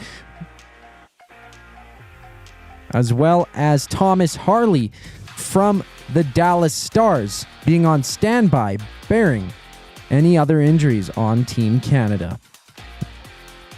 And Finland challenges the United States, with UC Saros getting the start for the Finns and Connor Hellebuck getting the nod for the Americans. There's 5 games in the association, having Sacramento on the road in New Orleans, the Timberwolves and Thunder tipping off with a Heat throwdown against the Clippers. I'm Zachary Kubish. The final segment of the Reid Wilkins Show brings us back on the other side of the break. I'm Zachary Kubish, and that was your sports update.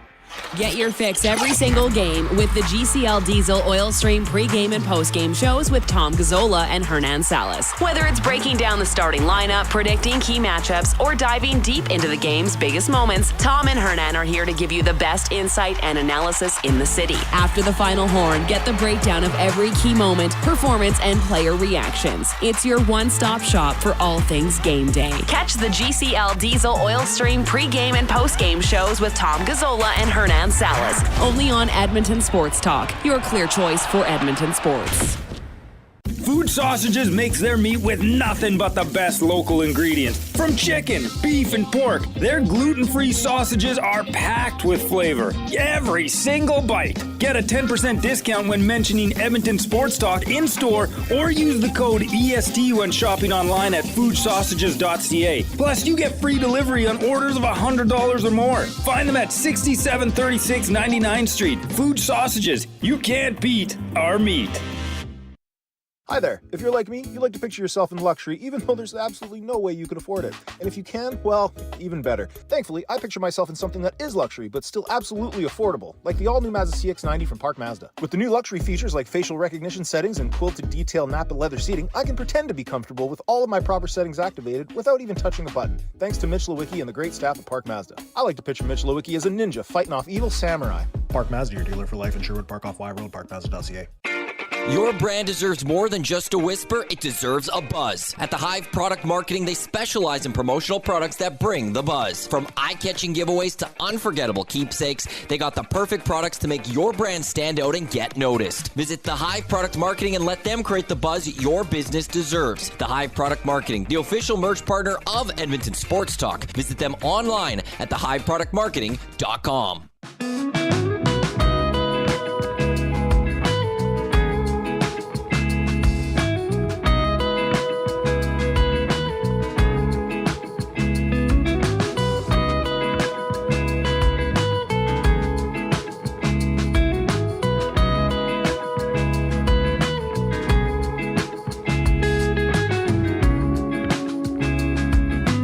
Good stuff with Wayne Wagner from Wayne Sports Cards and Collectibles across the street from West Edmonton Mall. Yeah, I love talking to him. Finland, USA, coming up in about half an hour in Montreal as the Four Nations face-off continues. Keep hitting the thumbs up on YouTube. We just need a couple more to get to 150, and that's double word of the day territory, so confident we'll get to that. Quickly, a couple of limericks have come in. Gavin says, tonight, in the Francophone North, the Four Nations battle moves forth. Yanks versus Finns. Hope UC wins. Crosby half kicked open the Porth. Pretty good. And the Big Ukes limerick, Fun night watching the Canadian dub. So happy to see the game wasn't a flub. Fun spiel is near. Gather the gear. Have you ever wanted to go inside a sub? Wow. Good last line. Bringing the nonsense there. All right, no nonsense with this. The Marmot Basin Ski Report. You can ski for half price every day with the Marmot Escape Card. Only $99 at skimarmot.com. Also at skimarmot.com. 4 lift tickets for the family for only $329. Great deal for families. Only available online. We got Brian Rode from Marmot Basin checking in. Hey, Brian, how are you doing? Doing great, fellas. Yeah, nice day here in Jasper and Martin. Bluebird, not a cloud in the sky, and boy, oh boy, the forecast is calling for that sun to stick around with us right through the weekend and well into next week. So spring is right around the corner. Well, that's encouraging to hear. It seems like we're just locked in this cold state here in February, but it's good to hear that it was pleasurable conditions up there. Brian, I got to start things off here. I did see yesterday that, obviously everybody listening knows what happened last summer in Jasper, and there has been some temporary housing that has been filing into Jasper. How has that been received? And, are people now, finding somewhere at least that they can rest their head again in that beautiful town?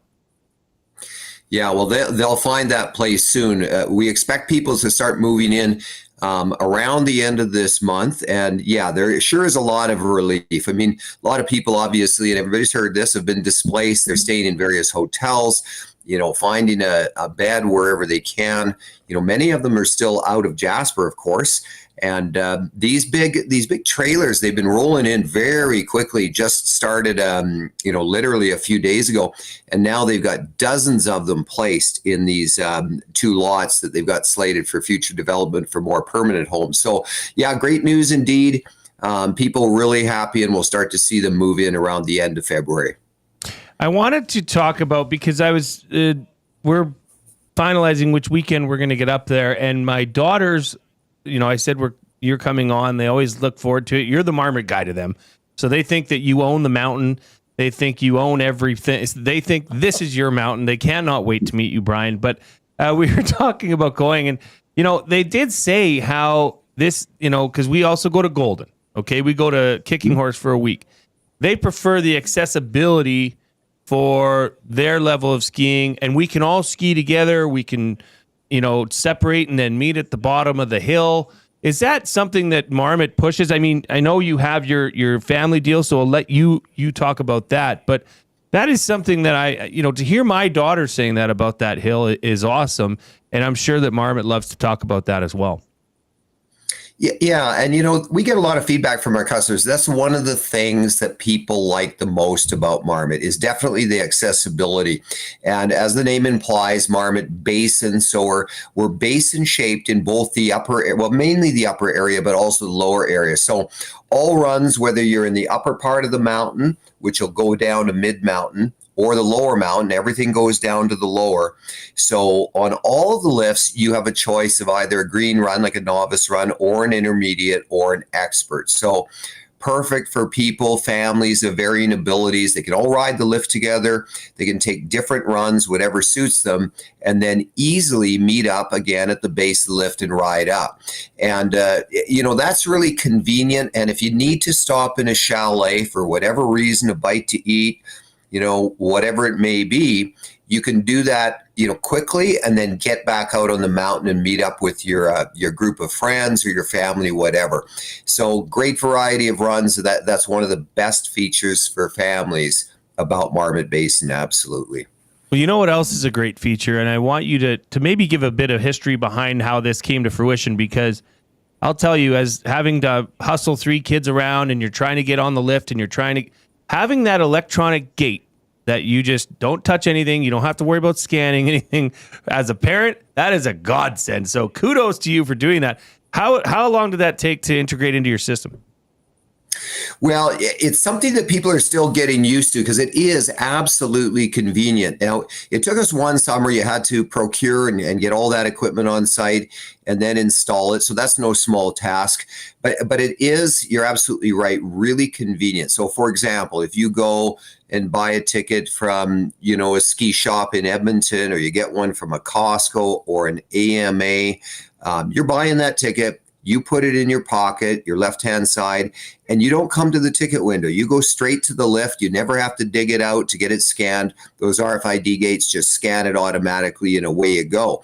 Now, if you get one from us or buy one online, it's really just as easy. You purchase it online, you come up, you get your QR code scanned at one of our ticket pickup boxes, or you can go to the ticket office, and then you get that RFID card. Once you've got it, you don't have to come back and see us again. You can just load that ticket online from the comfort of your home, as many tickets as you want, and then away you go. You're off to the lift. So very convenient, and still people are getting used to it. I got to tell you a short story here.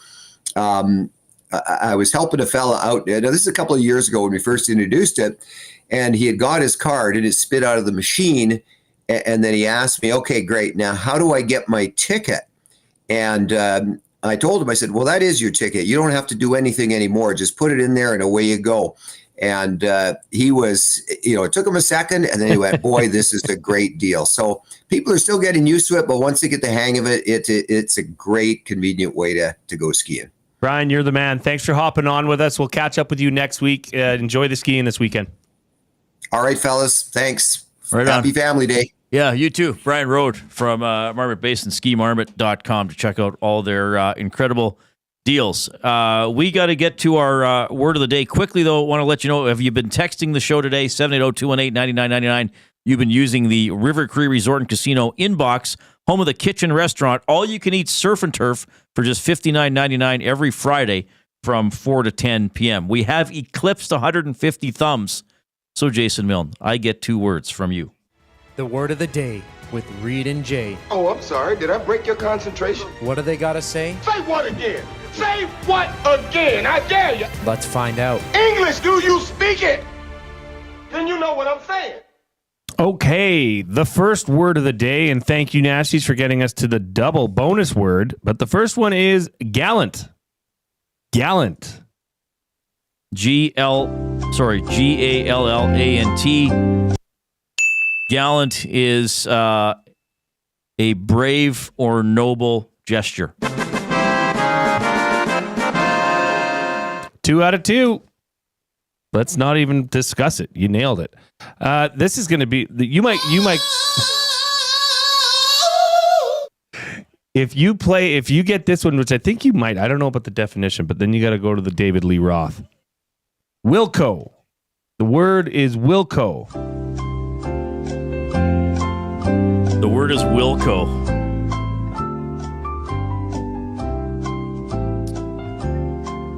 I think it's WILCO.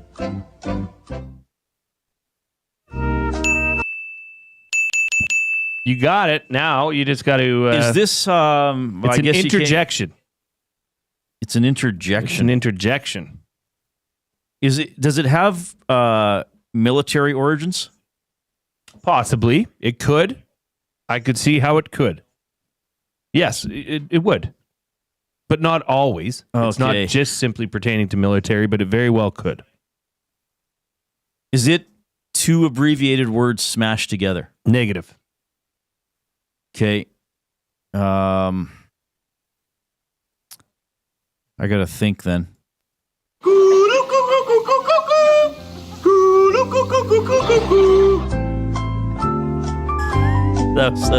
That's my brain when I'm thinking.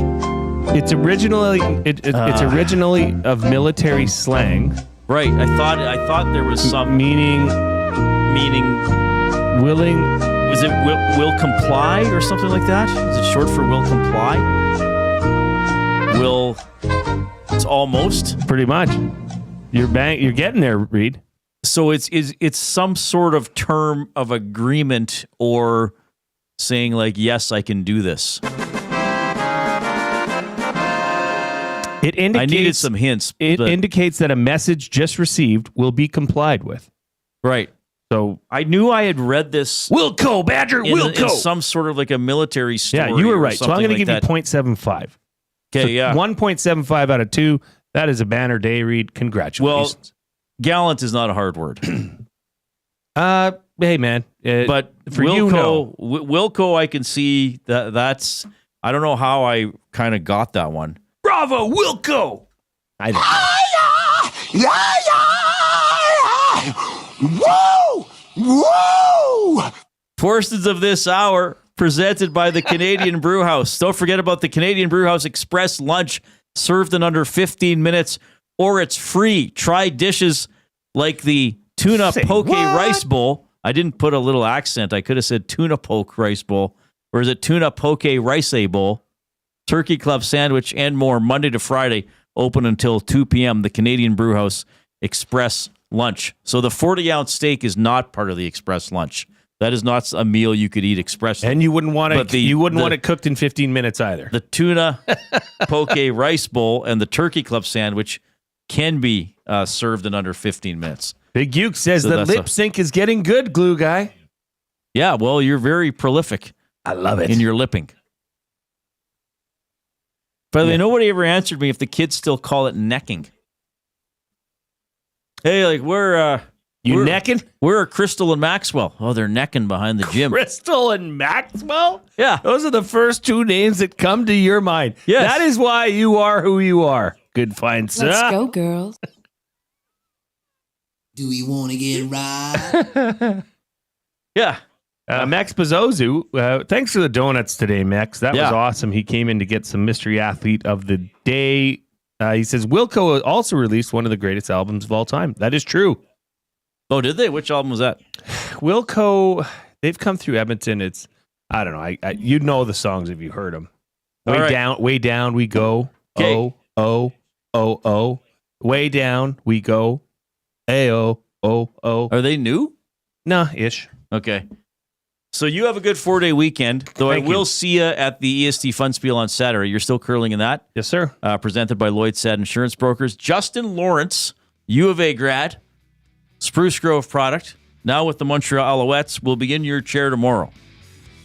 He's going to do fantastic. He does not know what he's in for. Thanks to Zachary Kubish, your technical producer and sports update deliverer. He's the glue guy, Jason Milne. I'm Reid. Have a great evening.